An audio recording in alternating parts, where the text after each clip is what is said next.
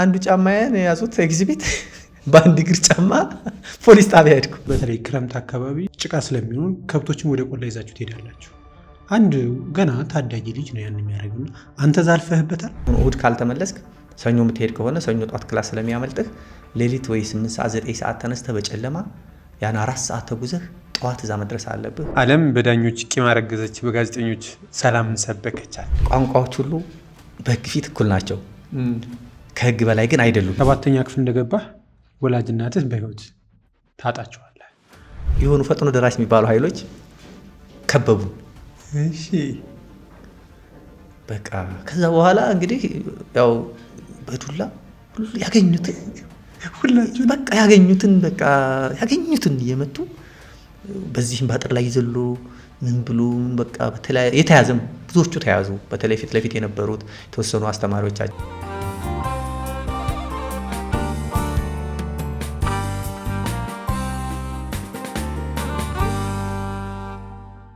ሰላም የምንይሉ ፖድካስት ቤተሰቦች እንደምን ሰንብታችኋል? ምንይሉ ደስ ይበለው ነኝ። ዛሬ አዲስ እንግዳ ይዤላችሁ ቀርቤያለሁ። እንግዳይን ከማስተዋወቂያ በፊት ግን ዩቲዩባችንን ሰብስክራይብ በማድረግ አብራችሁ እንድትቆዩ እጋብዛለሁ። የዛሬው እንግዳይ የህግ ባለሙያ ነው። የዩኒቨርሲቲ መምህር ነበር። አሁን ደግሞ የኢትዮጵያ ሰብአዊ መብቶች ድርጅት ዳይሬክተር ነው። መሱድ ገበየሁ። ከእሱ ጋር ቆይታ እናደርጋለን። መሱድ እንኳን ደህና መጣህ። እንኳን ደህና ቆይ። መሱድ ሲነሳ ሰብአዊ መብት ይነሳል፣ የህግ ጉዳይ ይነሳል። ግን እነዚህን ከማንሳታችን በፊት እንደው መሱድ ከተወለደበት እንጀምር። ወሎ ስለ አካባቢ እስኪ የተወሰነ ነገር አለ። እሺ፣ በቅድሚያ ለዚህ ፕሮግራም እንግዲህ አድርገህ ስለጋበዝከኝ አመሰግናለሁ። ከዚህ ቀደም የሰራቸውን ቪዲዮዎች እያየሁ ነበርና በጣም ጥሩ ኮንተንት ያላቸው እንግዶች የሚቀርቡበት ነው እና እንደዛ ግሩፕ ውስጥ ስላካተትከኝ በጣም ደስ ይለኛል። እኔ የተወለድኩት ወሎ ደቡብ ወሎ የሚባል በአሁኑ ወግዲ የምትባል ወረዳ አለች። እዛ ሌንጮ የምትባል ቀበሌ ሐዋሶ የምትባል ሰፈር ነው የተወለድኩት። ነሐሴ ውስጥ ነው። በነሐሴ መወለድ በራሱ ጥሩ ነው ይላሉ። ቢካዝ በነሐሴ እኛ ሀገር አረም ነው ጭቃ ምናምን ስለሆነ አትሊስት ማዘር እስከ ጥቅምት ረፍት አድርጋለች እና በእኔ ምክንያትና ግን ደግሞ በአንጻሩ በክረምት ደግሞ ወልዳ ስተኛ ሁሉም ሰው ስራ ስለሚሄድ የሚንከባከባት የሚያርሳት ምናምን ሰው የለም እና እንደዚህ ከኔም ከአስተዳደጌ ጋር ሲነሳ ትንሽ በባህሬ ቶሎ ቆጣለሁ፣ ነጫነጫለሁ ምናምንና የነሐሴ ልጅ ቆጣ እና እንደዛ ይላሉ። በነሐሴ ስለተወለድክ ነው ወደ ማልቀስ ወደዛ ቶሎ የምትሄደው ምናምን ብለው የሚቀልዱ አሉና ሰው እዛ ነው የተወለድኩት።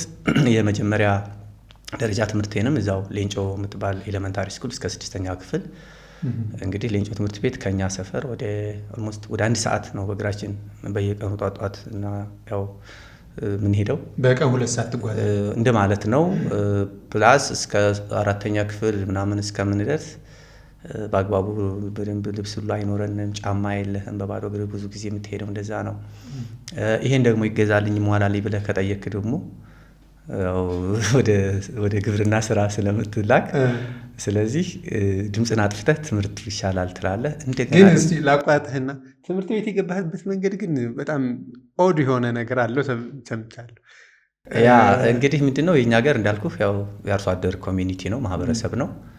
ስለዚህ አንድ ልጅ እንደዚህ 8 7 9 ዓመት ሲሆነው ከ5 ዓመት 6 ዓመት ጀምሮ ከብት ፍየል እንደዚህ ይጠብቃል። ስለዚህ ያው የግብርና ስራ ስለሆነ እንደገና ደግሞ ሰብል በደረሰ ጊዜ ጦጣም ዝንጀሮም ወፍም ትጠብቃለህ፣ ማሽላ ምናምንና በጣም ሌበር ኢንተንሲቭ የሆነ ይሄ የኛን ተሳትፎ በጣም ይፈልግ ነው የግብርና ስራው።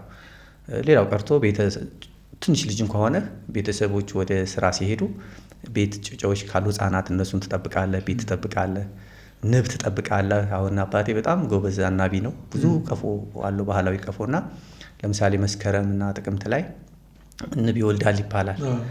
ስለዚህ ንቦቹ ሲወልዱ እና ወጥተው ዛፍ ላይ ሲያርፉ ምናምን ታይና ትከታተልና ከየትኛው ቀፎ እንደወጣ ጭምር ሪፖርት ታደርጋለህ፣ ታግዛለህ፣ ጭስ ታቀራርባለህ ምናምን።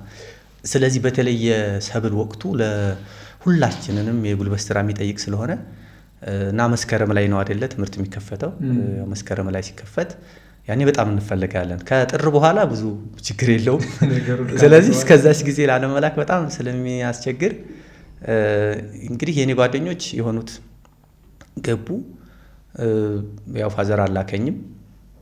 ከዛ በኋላ ከኔም በፊት ያሉትም ብዙ የተማሩ አይደሉም። ያው በመሀል የተወሰነ አቋርጠዋልና የመጀመሪያ የሚባለው እኔ ነኝ። እንግዲህ በእኛ ፋሚሊ ወደ 8-9 አካባቢ ልጆች ነን። ስለዚህ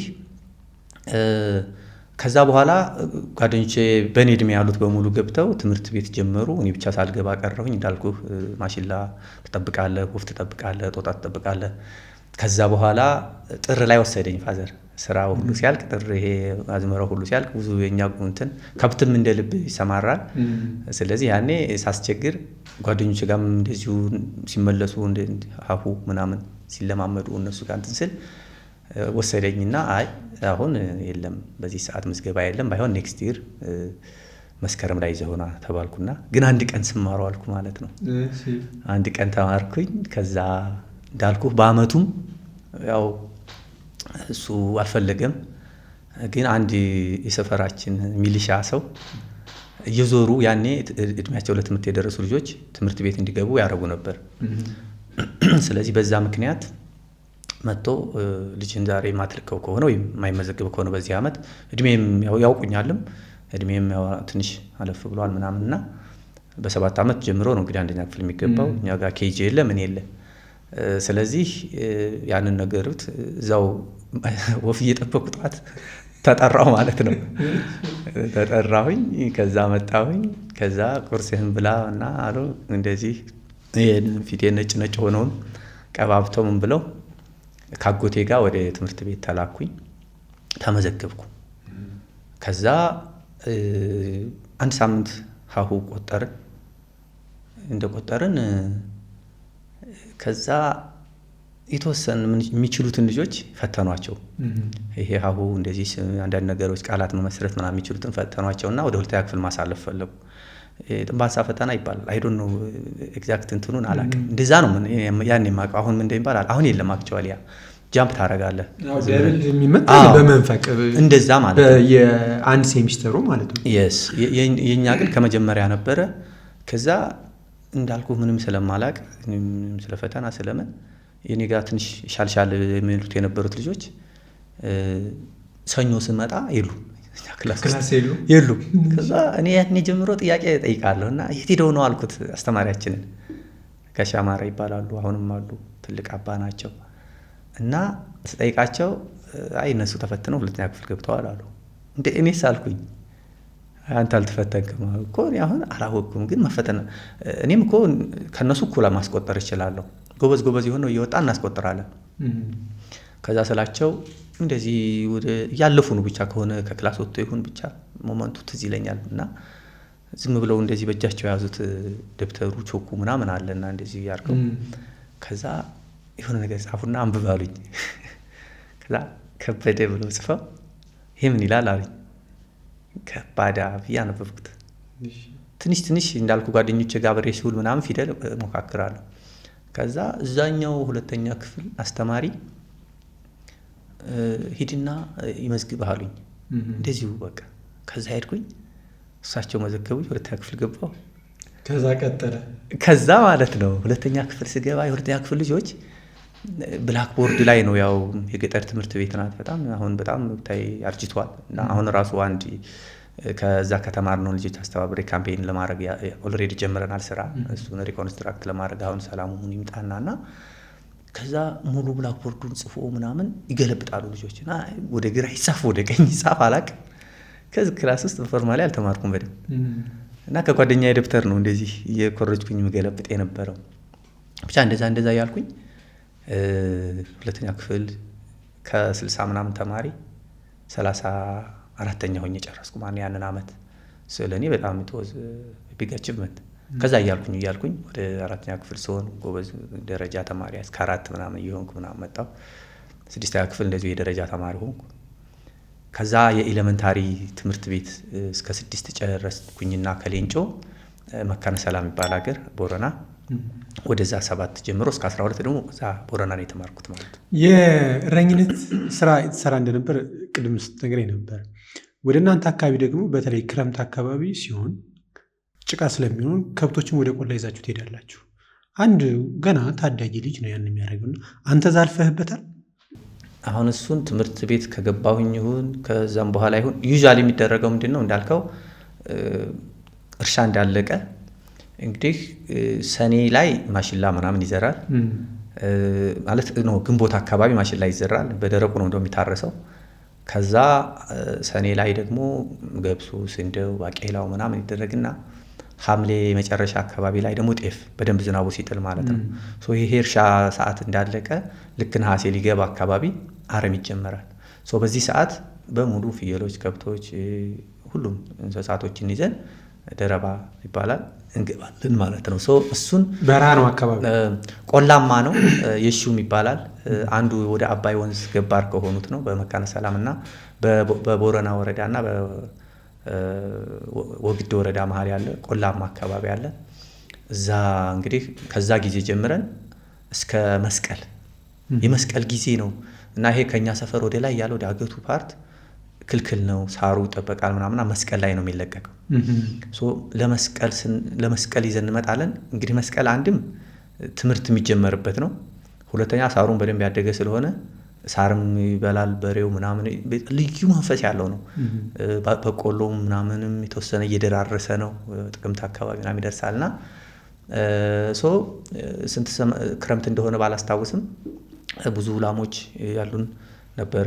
የአያቶቼን እኛን እንደዚህ እያረኩኝ ከጓደኞች ጋር ከኔም ከፍ ከፍ ከሚሄዱት ጋር በጣም ደስ ይላል ያ ህይወት። የቤተሰቡን ሙሉ ከብቶች ግን አንተ ነህ ሪስፖንሲቢሊቲ ወስደህ ማለት ደረባ ሲባል እንግዲህ ጅብ አለ ምናምን በሾህ በምን ይታጠርና በደንብ ፍየሎችም እንደዚህ አህዮችም ትንንሾቹ ደግሞ ይሄ ጅብ ምናምን ሊበላቸው የሚችሉትን ደግሞ እነሱ ትንንሾቹ ወደኛ ወዳለንበት አልጋ ወደምንሰራበት አካባቢ ጠጋ ተደርገው ትንሽ እየተሰራላቸዋለች ለጥጆችም ጭምር።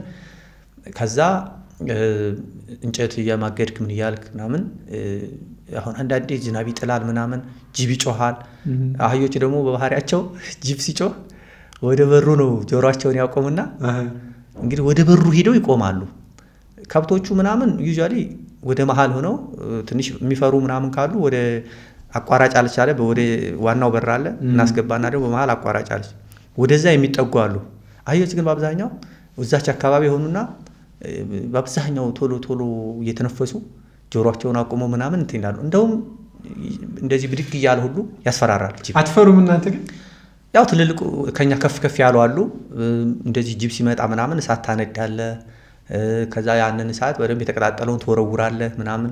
ፈሪ ነው ይባላል ግን ደስ ነው የሚለው ያው ልጆች ስለሆን ደስ ነው የሚለን እና እዛ ላይ የደረባ እንትን ላይ ደስ የሚል ምንድነው ላሞች እንዳልኩ ይኖራሉ።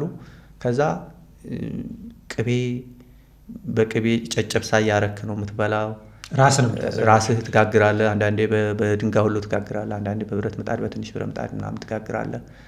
እና ያ ህይወት በጣም የተለየ ነው። ደግሞ ትንሽ ከፍ ከፍ እያልን ምናምን ስለሆነ በደንብ በቃ እንትን የምንልበት ነው።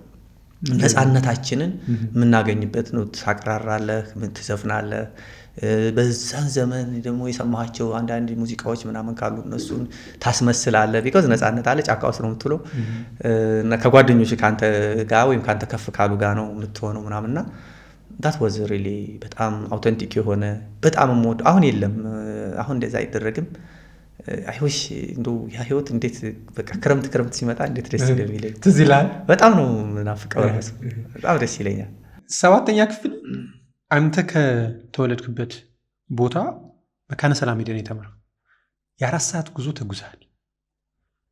የ4 ሰዓት ጉዞ ብዙ ተማሪዎች የገጠር ተማሪ የሚያደርገው ነው። ግን አንተ ላይ የፈጠረውን ነገር ማወቅ ፈለግኩ። ያ እንግዲህ እንዳልኩህ ከሌንጮ ስንጨርስ ወግዲ ሃይስኩል ተከፍቶ ነበረ። ቢሆንም የኔ ደግሞ የፋሚሊዎች ስለነበሩ የእናቴ ወንድምና የወንድሟ ልጆች ስለነበሩ ትልልቆች እነሱ ወደ ሃይስኩል ማየት ደረሱ። እኔ ወደ 7 ስመጣ ወደዛ መሄድ ፈለግኩኝ። ፕላስ መካነ ሰላም በጣም የተማረ ሰው ያለበት ሀገር ነው። በጣም በቃ የተደራጀ የትምህርት ማቴሪያል ያለበት ሀገር ነው። በጣም ወደው ነው እንግዲህ ከ7 ጀምሮ እስከ 12 የተማርኩበት ነው። እና ግን ይሄንን በረሃውን አቋርጠህ ወደ 4 ሰዓት በእግርህ ነው የምትሄደው። ለሳምንት የሚሆን ወይ ስንቅህን ትይዛለህ ወይ ለወር ሊሆን ይችላል። የተማሪ ቤት ማለት ነው። የተማሪ ቤቱ እንግዲህ ወረዳ ነው። ከዛች ከገጠር ቀበሌ ወደ ወረዳ ሄደህ ተከራይተህ ምን ብለህ ትማራለህ። እና ብዙ ፈታኝ ነበረ። ደግሞ ልጅ ነኝ እኔ በጣም ግን ደግሞ ለምን እንደሆነ አላውቅም በጣም በቃ መማር ምናምን እንደዚህ የሆነ ደረጃ መድረስ እፈልጋለሁ። ለምን እንደሆነ አላውቅም ቱ ቢ ኦነስት። ምክንያቱም ያው ከተማርክ ከዛ ከግብርና ህይወት ትወጣለህ፣ ካልተማርክ ደግሞ ገበሬ ሆነህ ትቀራለህ። ስለዚህ መማር አማራጭ የሌለው ከዛ ራሳችንን ነፃ የምናወጣበት እንደሆነ ይሰማኛል። ግን ደግሞ ደስ እያለኝ ነው ያን ሁሉ ስናደርግ። ሌሊት እየሄድክ አሁን ለምሳሌ አጋጣሚ ሆኖ እሁድ ካልተመለስክ ሰኞ የምትሄድ ከሆነ ሰኞ ጧት ክላስ ስለሚያመልጥህ ሌሊት ወይ 8 ሰዓት 9 ሰዓት ተነስተህ በጨለማ ያን 4 ሰዓት ተጉዘህ ጠዋት እዛ መድረስ አለብህ ክላስ እንዳያመልጥህ ማለት ነው። እና ብዙ አስቸጋሪም ደስም የሚል ጊዜ ያሳለፍኩበት ነው ያ በተለይ ጁኒየር የነበረው። ከዛ ወደ ሃይ ስኩል ስገባ ትንሽ ከፍም እያልኩ ስለሆነ ይህንንም ኢንዲፔንደንትሊ መኖርን ከቤተሰብ ርቆ መኖርንም ጭምር ደግሞ ተከራይቼ የምኖርበት የነበረው ቤት በጣም በቃ ከቤተሰብ በላይ ሁኜ ነጋሽ ሀሰን ቤት በጣም በቃ በፍቅር ነው ያደግኩትና ያንን ሁሌ አጋጣሚ ሆኖ ሲሄድ የዛሬ 5 ዓመት የምርጫው አካባቢ ጊዜ ሄጄ ነበርና ሰላም ብያቸው አይቻቸው መጥቻለሁ። የተማርኩባቸውን ሰዎች እና ለእኔ ከቤተሰብም በላይ ናቸው። እንግዲህ ያው ጎን ለጎን ደግሞ የተማሪነት ህይወቱ ራሱን ችሎ ደስ የሚል ነገር አለው፣ ፈታኝም ነገር አለው። ሁላችንም ብዙ የገጠር ልጆች ያለፍንበት መንገድ ነው። ኮምፕሌን አላረግም። ለእኔ ግን ደግሞ ራሴን ያገኘሁበት ዛሬ ላይ ያለውን መስዑድ እንዲሆን ያ ጥንካሬ ፈጥሮልኛል ብዬ አስባለሁ። 7ኛ ክፍል እንደገባህ ወላጅ እናትህ በህይወት ታጣቸዋለህ። እናት ሲልኩ ያው ጭብጦ ሰጥተው እስከምደርስ ይላል። ያቺ ሙመንት ከወደች በኋላ ግን እንደው የመጣ ችግር ይኖራል ብዬ አስባለሁ። ተማሪ ሆነ 4 ሰዓት ጉዞ እየተጓዝ ምንድን ነበረ የሆነው? ያ እንግዲህ ምንድነው የሆነው እንዳልኩህ ለመጀመሪያ ጊዜ ነው ከቤተሰብ ወጥቼ እዛ ሄድኩት እና 7ኛ ክፍል እንዳልኩህ 7ኛ ክፍል በጣም ደስ የሚል በተለይ በትምህርት ዓለምም በጣም ትራንስፎርም ያደረገኝ ጊዜ ነውና ማስታውሰው ምንድነው ገና ትምህርት እንደጀመር እንግዲህ በጣም ብዙ ሴክሽን ነው ያለው 7ኛ ክፍል ራሱ እስከ ኤች ኬ ምናምን የሚባል ሴክሽን ትዝ ይለኛል። ጁኒየሩ በጣም በቃ ከሁሉም አካባቢ ይመጣል ልጆች ወደ 7 የሚደርሱ 7ኛ ክፍል ብዙ ስፋት ያለው ስለሌለ ጁኒየሮች አጋጣሚ ሆኖ 2 ኮርሶች ስንማር ፊዚክስ ጋሽ ዮሴፍ በቅርብ አላገኘኋቸውም። አይሆን ሰላም እንደሚሆኑ ተስፋ አደርጋለሁ። እና ደግሞ አንድ ደጓል የሚባል ደግሞ የኬሚስትሪ አስተማሪያችን ነበርና በዛ ፊዚክስ ስንማር ያው 7ኛ ክፍል አንዳንድ ትምህርቶች አንዳንድ እውቀቶች ትማራለህ አዳዲስ ታችልና ሰው የመጀመሪያ ፈተና ስንፈተን ከ15 አገኘው እና ጋሽ ዮሴፍ በየሴክሽኑ እየሄደ ይፈልጋል። እኔ መስዑድ የት አለ ምናምን እያለ ይፈልጋል። እና ኤፍ ክላስ ነኝ እኔ ማስታውሰው እና መተው ሲጠሩ እዛ ልክ ሌላውም ክላስ እንደጠሩት እዛ አቤት አልኩ። ከዛ እጄን ይዘው እየዞሩ በሁሉም እንትን በቃ የተለየ ኢንከሬጅመንት። አዎ እንግዲህ አንዳንድ አስተማሪዎች ፈተና አይደፈንባቸውም ወይ ያከብዱታል ወይ ደግሞ ተማሪው አይረዳቸውም። አይዶን ነው እኔ ትዝ አይለኝም እንዴት እንደሆነ ብቻ ግን በጣም በቃ ኢንከሬጅ አደረጉኝ። በቃ ከዛ በኋላ ከዛ ጊዜ ጀምሬ እስከ 12 እስከመጨረስ ከክላሴ አንደኛ ተማሪ ነኝ። እንደውም አላነብም ምን አልልም፣ ግን በጣም በቀላሉ ፈተና እሰራለሁ። በቃ ሲምፕል የሆነ ተማሪ ህይወት ነው የነበረኝ። እንደሌሎቹ እንደዚህ ምልክ ጎበዝ ስትሆን ያው አንዳንድ ጊዜ ብዙ ታነባለህ ምናምን ትሸመድዳለህ ይባላል። እኔ እንደዛ አይደለሁም። ሶ በዚህ አውድ ኬሚስትሪም እንደዛ እያለ በቃ በዛ በጣም ጥሩ ፐርፎርም እያደረኩ ከረምኩና ሰኔ ላይ ኦልሞስት ፈተና ትፈተንና ክረምት ወደ ቤተሰብ ትሄዳለህ ማለት ነው። እና አንደኛው ያው እንግዲህ እንዳልኩህ መካነ ሰላም አለ፣ ወግዴ አለ ገበያ። ሶ ለክረምት ሾፒንግ ምናምን ያው አለ አይደል ይሄ በርበሬውን ምን ለክረምት ያስፈልጋቸውን ነገር መጥተው ይገዛሉ እናቶቻችን። እና የተወሰነ ከአንድ ወር በፊት ምናምን ይሆናል ማዘር ጋር አብረን ሄደን ይዛኝ እኔን ያው ስንቄን ምናምን ይዤ እዛው ገበያ ሙላ ቤትም እዛ የተከራየሁበትን ቤት መታ ምናምን ነው እንግዲህ ላስት ማስታውሰው ከሷ ጋር የነበረን እንትንና ያው ለክረምቷ የሚያስፈልጋትን ነገር ገዛ ስታሄደች ከዛ ከሳምንት ወር ከ15 ቀን ብዙ ትዝ አይለኝም ሰዎች ያው ሰው ነው የሚላክብህ ወይ ገበያተኛ ምናምን ያኔ ስልክም የለ ምን የለ ከዛ ና ተብለሃል ይሉኛል ቤት ና ተብለሃል እንግዲህ ማዘር ስለታመመች ፈተናውን ይፈተንና ይጨርስ አጉል ይሆናል እንዳይመጣ ብለው ኦልሞስት 15 ቀን ነው የታመመችው ከዛ ያው እንግዲህ ፈተናውንም ጨርሼ ና ተብለሃል ሲሉኝ እኔ ምንም ምን እንደሆነ መትዝ አይለኝም ለምን ግን ያው ጀስት ሄድኩ ያው ትምህርቴንም ጨርሻለሁ ባይጠሩኝም እየሄድኩኝ ነበር እና እየሄድኩኝ ወደኛ አካባቢ ቀረብ እያልኩ ሲሄድ መንገድ ላይ ዘመዶቻችንን ምናምን አገኛለሁ እና ሲያገኙኝ የሆነ አለ አይደል የተለየ ስሜት ታይባቸዋል ምናምን ይረብሻል ግን ከዛ ምንም ትዝ አይልህም የነገሩ ነገር የለ መረጃ የለ ምናምን ከዛ እንደዛ ያሩ ምናምን ሲሄድ ደረስኩ ማለት ነው እና የኛ ሰፈር እንደዚህ ወንዝ በመሃል ነገር አለ እዚህ ጋር ከፍ ያለ ቦታ አለ ከዛ እዚህኛው ከፍ ያለ ቦታ ላይ ሆነ የኛን ሰፈር አሻግረታ ያለ መሃሉ ጉድጓዳ ነገር እና ዘይ ብዙ ሰው ይገባል ይወጣል ምናምን ደክማለችና ሰዎች እየጠየቁ ምናምን ነው ደግሞ በጣም ማዘር በቃ እናትም አባትም የምትላት ናት ቅርበት ነበራችሁ በቃ በጣም ተጽዕኖ ፈጣሪ ነች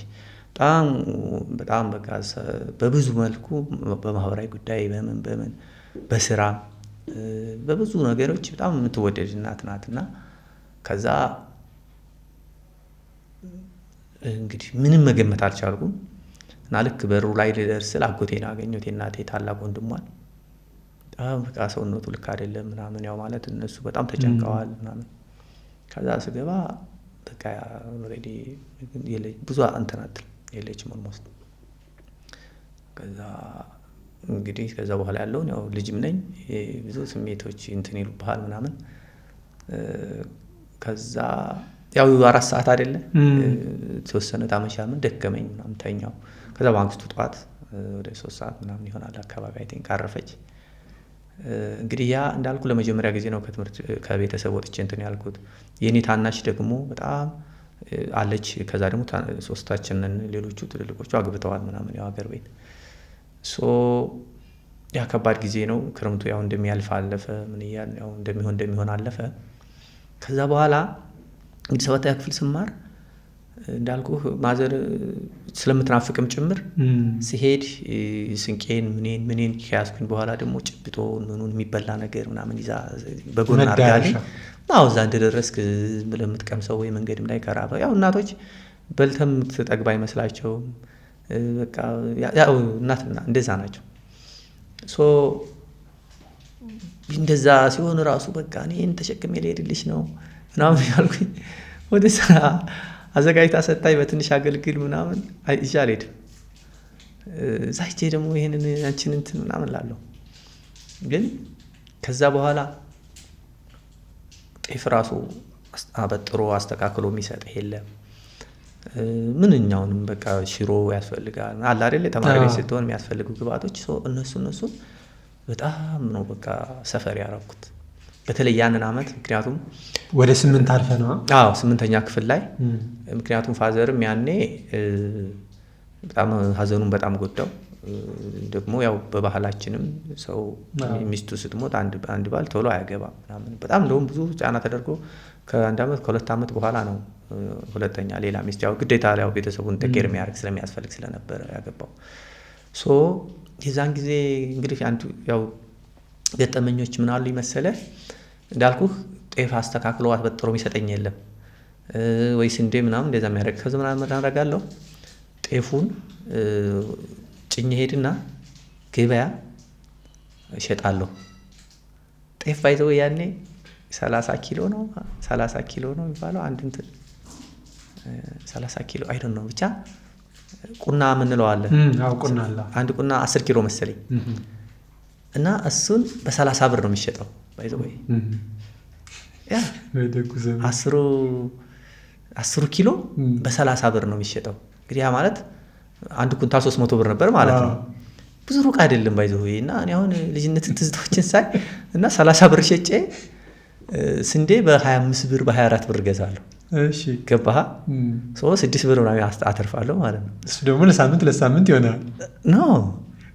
ዘይት ገዛና በዘይት እንትን እያልክ ቂጣውን ዘይት እየቀባህ ምናምን በቃ። ሁለተኛ ደግሞ ላምባ ነው የምንለው ኩራዛና እሱ በሲሙኔ በ25 ሳንቲም አንድ እንትን አለች አይደል? ይቺ የምትሸጥባት ምንድን ነው የምትባለው? ቢራ ነው አይደለም የሚሸጥባት አለች። የራሱ መለኪያ ያለው የላምባ መሸጫ። ያቺ ትንሽዬዋ ጠርሙስ ነገር አለች። አርንቻታ አይደል ነው? ድሮ አርንቻታ የሚባል መጠጥ አለ ድሮ። ይቺ ትንሿ ስሟ ጠፍታብኝ እንደ ጊዮርጊስ ቢራ ምናምን መያዣ የምትመስለው አጭር ቀጭን ነገር አንገቷል። እሱን ትገዛለህ። ስታነብ ነው የምታድረው። መብራት እስከ 4 ሰዓት ነው። 4 ሰዓት ይጠፋል። እኛ ደግሞ ያው ጎበዝ ተማሪዎች ስለሆን ዝም ብለን እናነባለን፣ ማትስ እንሰራለን፣ ምን ስንል በቃ ነዳጁ ብዙ ኮንሰምሽን አለ። ስለዚህ አንደኛ ለዛ ትጠቀማለህ። ሁለተኛ ደግሞ ጤፍ ከሆነ እንጀራ ነው የምትጋግረው። የጤፍ ቂጣ ብዙ አይደለም። አሁን ጤፍ ዝም ብለህ በተጋገረው ቂጣ ብዙ እንትን አይደለም። ስንዴ ግን አሪፍ ይሆናል። ስለዚህ ኢዚም ነው ፕሮሰሱ፣ ቀላል ነው። ስለዚህ አንስተህ እዛው ገበያ ሻል ያለውን ጥሩ ብዙ ቆሻሻ አፈር የሌለውን ስንዴ ገዛና እዛው ገበያው ዳር ያለው ወፍጮ ቤት አስፈጭቼ ይዤ እሄዳለሁ ማለት ነው። ገንዘብ አተርፋለሁ። ኢዚሊ ቂጣ ጋግራለሁ። እንደውም በጣም ጎበዝ ባለሙያ ነኝ። ከዛ በኋላ አሁን በቅርብ አልሞክርም። ያኔ ግን ጎበዝ ነኝ። ሽሮ ሰራለሁ፣ ጎበዝ ጥሩ ቂጣ ጋግራለሁ ምናምን። ከዛ በኋላ እንደዚህ እያደረግን ነው የተማርነው። እንግዲህ ይሄ ከ7 ጀምሮ 7 ላይ ትንሽ ይሻል ነበር። እነዛ ቤተሰቦችም እንዳልኩ አጎቴ ልጆችና አጎቴ ስላሉ፣ ግን እነሱ ደግሞ ጨርሰው ሲሄዱ ኑሮን ብቻ መጋፈጥ አሉ የኔ ጓደኞች። ግን እኔ ከ9ኛ ክፍል ጀምሬ ትንሽ የአብልኮ ጋሻሰን ቤት እዛ አንዲት ክላስ ተከራየሁኝ። እንግዲህ ያኔ 12 ብር ምናምን ነው አንድ ክላስ ቤት እና ያችን ተከራይቼ ያውም ውድ የሚባል በጣም ውድ ነው ያ የሚከዝ ውሃ ያለበት የተሟላ ሰርቪስ ያለበት ቤት ነው። እና እዛ ቤት ኦልሞስት ብቻዬን ነው። ለተወሰነ ጊዜ ጓደኛ የነበረ ግን ኦልሞስት ብቻዬን ነው ለ4 ዓመት እስከ 12 እስከመጨረስ ጊዜ የነበረው ማለት ነውና በዛ መልክ ነው እዛ ሃይ ስኩል እና የኤሌመንታሪ የምንድን ነው የሚባለው ይሄ ጁኒየር እንትኔን የጨረስኩት ማለት ነው። ማለት ኤቭሪዴይ ቂጣ መብላት ቀላል አይደለም። እንጀራ ይናፍቅሃል። እንጀራ ሲናፍቅህ ወይ እዛ ያለበት ቤት ትበላለህ ወይ ደግሞ ቤት እስከምትመለስ ድረስ ወደ ፋሚሊ ዊኬንድ ቅዳሜና እሑድ እስኪመጣልህ እንትን ትላለህ አንዳንዴ ማለት ነው። ምን አደርጋለሁ በተለይ 11 12 ማለት ትንሽ ታለቅ ብያለሁ ምናምን ኮንፊደንስ ምናምን ቡስት አድርጓል። ደግሞ እንዳልኩ ተጽዕኖ ፈጣሪ ነኝ፣ ብዙ ተፍተፍላለሁ እና ሰርግ ያው እኛ ሀገር ኤቭሪ ዊኬንድ ሰርግ አለ ኦልሞስት በቃ ይሄ ከጥር ጀምሮ ያለው እስከ ግንቦት ድረስ እንደ ልብ ነው በቃ። እና ሰርግ ምን አደርጋለሁ ሰርግ በቃ ያመልጠኝ። የራሴ የሆነች እንትን አለችኝ ካሌንደር ሳይሆን ልብስ እንጂ አሁን ዩኒፎርም አይደለ ለብሰን የምንሄደው። ከዛ ዩኒፎርም ለብሰን ከሄድክ እንትን ይልሃል፣ ይለዩሃል ኢዚሊ። ዝም ብሎ ያለ ተማሪ ዝም ብሎ ገብቶ እንትን የሚል ምን አደርጋለሁኝ አለች ንጹህ የሆነች ልብስ ከላይ እስከታች ሽክ ብዬ መለብሳት እሷን ለብስና ሄዳለሁ። ግን ከዛ በፊት ምንድነው የማደርገው ማፒንግ አደርጋለሁ፣ አጣራለሁ፣ ዝም ብዬ ዞራለሁ። ወክ ማድረግ መስዬ ከተማውን ትንሽ ስለሆነ አዳርሰዋለሁ። እና አንድ ጊዜ ማስታወሰው 2 ገጠመኞች ብነግርህ፣ አንድ ጊዜ እንዳልኩህ እዛም እንደዚህ ተፍተፍ ላለው የተማሪዎች ክለቦች ነበሩ። ባይዘው ወይ ሚኒ ሚዲያ ነበረን፣ እንደዚህ የተማሪዎች የተለያዩ ክለቦች ነበሩ። እዛ ውስጥ በጣም የእንግሊዝኛ ዜና እናቀርባለን፣ ስፖርት። አሁን እዚህ ጎበዝ አብዱ የሚባለው አሁን ፋና ነበር እንደውም በቅርቡ። ሁሴን ግዛው አሁንም ኢቲቪ የሚሰራ ጓደኛ ያለ አንድ ክላስ ነን እኛ እና እሱ አሁንም የስፖርትና የመዝናኛ ፕሮግራም ላይ ይሰራል። አብዱም እንደዛ ይሰራልና ያኔ ራሱን ነውሴን እና አብዱ የስፖርት ዜና ያቀርቡ ነበር። አንተ እንግሊዝኛ ዜና ነበር? እኔ እንግሊዝኛ ያቀርባለሁ፣ አስተባብራለሁ። ሙዚቃ ምናምን ምርጫ አንዳንድ የሚመጡልን ደብዳቤዎች አሉ። እሱን ከሙዚቃው ጋር ዋህጄ ከተላከው ደብዳቤ ጋር በሚጣጣም መልኩ በእረፍት ሰዓት አቀርባለሁ። ተደብቆ ደብዳቤ የሚጽፍ ምናምን አለ ተማሪ ለተማሪ ማለት ነው። ወይ ደግሞ ወይ ለጁኒየር ላለች ተማሪ ሊሆን ይችላል። ወይ ደግሞ 11 እና 12 ለብቻ በመሃል አጥራሉ። 9 እና 10 ለብቻ በመሃል አጥራሉ። ለምሳሌ 11 እና 12 ያሉት 9ኛ እና 10ኛ ካሉት ጋር በጥርም በምንም እየተያዩ ሲወጡም እየተገናኘው ፍቅር ሪሌሽን ይጀመራል። ስለዚህ እኛ አሁን ሙዚቃዎች ለምሳሌ ኤፍሬም ይሄ ሙሉ ጎጃም በ98 ምናምን ነው ያወጣው 98 አይ ቲንክ እና እሱን ሲያወጣ በቃ እሱን ዘፈን ብዙ ልጆች ጋብዙ ነበር ምናምን ተያይዘው የሚላቀሱ ነበሩ። እዛ አንድ ቅዳሜ ጠዋት የሪከርድ ክፍል ኃላፊያችን እትዬ ፍሬዘር አሁንም አለች። እትዬ ፍሬዘር አርፍዳ መጣች ማለት ነው። ስብሰባ ነበር። ከዛ ምን ሆነች ነው ማለት ሆነች ነው ሳይሆን ያው ዝም ብላ ኤክስፕሌን ማድረግ ፈለገች ለምን እንዳረፈደች እና ሶሪ እንጀራ ጋገራ ነበረብኝና እሱ አስረፍዶኝ ነው ምናምን አለች። አንተ ሰርጓዳ እኔ ኦልሬዲ ያጣራው ሁሉ ምናምን ነው ንገሩ ሁሉ ላሉ ልጆች አንድ ቀን ለቀም ሳህን ትበላለህ፣ ራትም ሁሉ ትበላለህ፣ ቁርስም ሁሉ ትበላለህ። የእንጀራ ናፍቆቱን ትዘጋለህ። የእንጀራ ብቻ አይደለም ስጋው በቃ ይሄ እንትኑ ድባቡ፣ ጭፈራው፣ ጨዋታው ራሱ ቀላል ነው እንዴ በጣም ደስ ይልሃል። ደግሞ ልጆች ስለሆን እኔ አይ ዶንት ማይንድ ጨዋታለሁ እንደ ልቤ። ከዛ ሰፈሯን አውቀዋለሁ። ከዛ በኋላ አንድ ጓደኛዬ ጋር እንትን አለና ሄድን። ስንሄድ አጣ ነው ስንፈልግ እንደዚህ በቆርቆሮ አጥር ተደርጎ ምናምን ይሄ ጣቃ ልብስ አለ አይደለ እሱ ተዘርግቶ ጋረጃ ተደርጎ ታስሞ ምናምን ከላይ በባህር ዛፍ ቅጠል ምናምን ተደርጎ በቃ የሚገርም ትልቅ ዳስ ተጥሏል። በሬው ምኑ ታርዶ ያስተካክላሉ ምናምን። እንግዲህ ይሄ ቅዳሜ ቀን ነው ከሰዓት ማለት ነው። ለእሑድ አይደለ ሰርጉ፣ ሌሊት ነው ሲቀቀል የሚያድረው ስጋው ምኑ። ከዛ እኔና ጓደኛዬ መጣንና አየነው። እንደዚህ ያው መንገድ ላይ ነው ዳስ የሚሰራው ሰፊ መንገድ። ዳሱን በመሃል አርፈን ሰንጥቀነው መንገድ አተን የቱ ቦታ ላይ ምን አይነት ውስጥ ስትራክቸር የተሰራ ምናምን አይተን ሄድን ማለት ነው። ከዛ በቃ ጠዋት ከዛ ምን አደርጋለሁ እኛ ሀገር አይ ዶንት ኖ እዚህም ሀገር አሁን ለምሳሌ አንተ ምሳ ሰዓት ወይ ልደት ወይ ሰርግ ስትጠራ በሰዓት አትመጣም እና 6:00 ጀምሮ ከባለቤት ወጋ ነው ይባላል ጥሪ ትሰራለህ። የሰርግ ጥሪ አለ ባይዘይ ግን ያንን እስኬፕ የምታደርገው እንዴት ነው? ቀድመህ ትሄዳለህ። ሰው በሰዓት ስለማይመጣ 6:00 ምናምን ስትሄድ አንተ ፋብለ ትገኛለህ። ገና ይሄ ዘመዱ ምኑ የቤተኛው ቋሚው ይሄ ያለ አይደለም የሚያስተናግደው ምናምን ነው እየበላ ምን እያለ ምናምን ደርሰው። ስለዚህ ዝም ብለህ ማንም ማይንድ አያደርግም። በር ላይ የሚቆም ሰው የለም። ገብተህ ቁጭ ትላለህ ወይ ሲበሉ ዝም ብለህ አብረህ ትሰየምና ትበላለህ። እንደዛ ታደርጋለህ። ከዛ ኢት ዋዝ ኢንተረስቲንግ። ሌላ ደግሞ እንደዚህ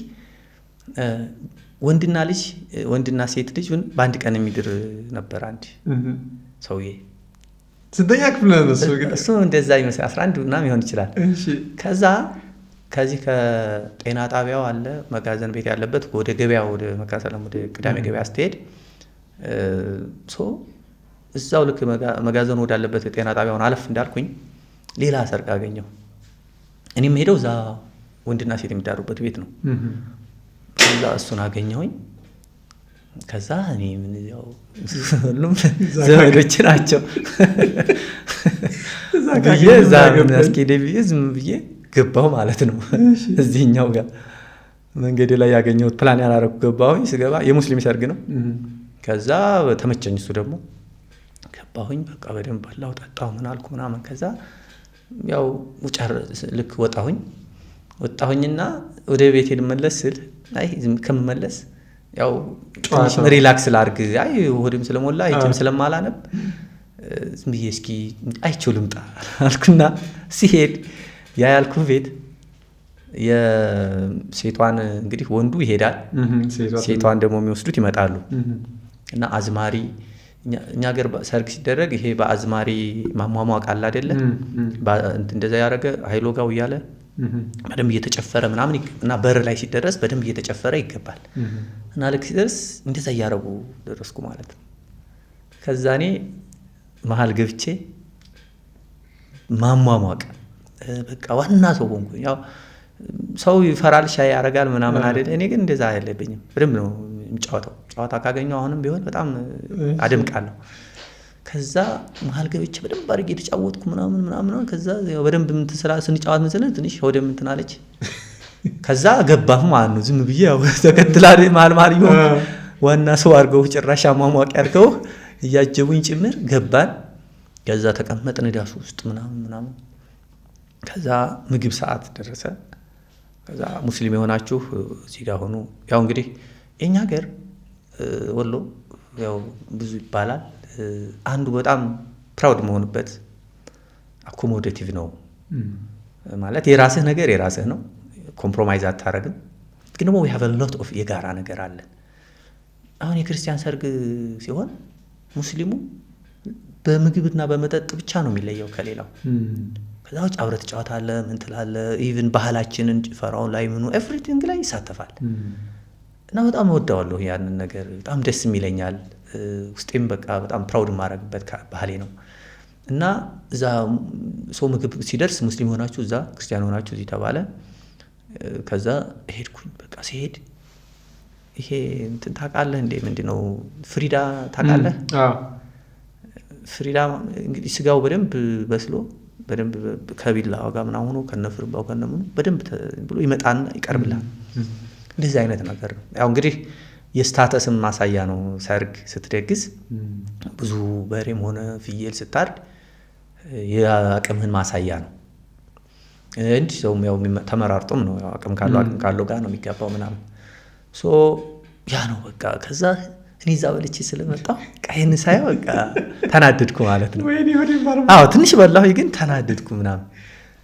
ዝም ብዬ ብመጣ አልኩኝ ደግሞ አይ ከዛ ግን ያንን እንትን እንዳልኩ በዛ መንገዴ ወደ ትምህርት ቤት የምሄደው በዛ በር ላይ ያልፍኩ ነው፣ በመንገዴ ላይ ነው። ለዛ ምን ያየሁት ሰርጉን ሳይው እንደዚህ በመንገዴ ላይ ስለሆነ ሲሰሩ ምናምን ሳጣራ እንደዚህ ኦኬ ይሄ ቤተሰብ በቃ መታገዝ አለበት ምናምን ትላለህ ማለት ነው። ከዛ እየተመላለስኩኝ ትምህርት ቤት ሲሄድ ምሳዬንም በላለው፣ ስመለስም ቁርስ ራሱ በላለው፣ ማታ ሁሉ ሂጄ ራት በላ ኦልሞስት ለአንድ ሳምንት ይመስለኛል። የሰው ደግነት ራሱ የሚጠይቅ የለ። እኔ በጣም አንደኛ ባይዘው ወይ ቢያውቁ ራሱ ተማሪዎች ናቸው ምናምን ብለው ኢምፓዘቲክ ነው፣ ያዝናሉ፣ ደጎች ናቸው።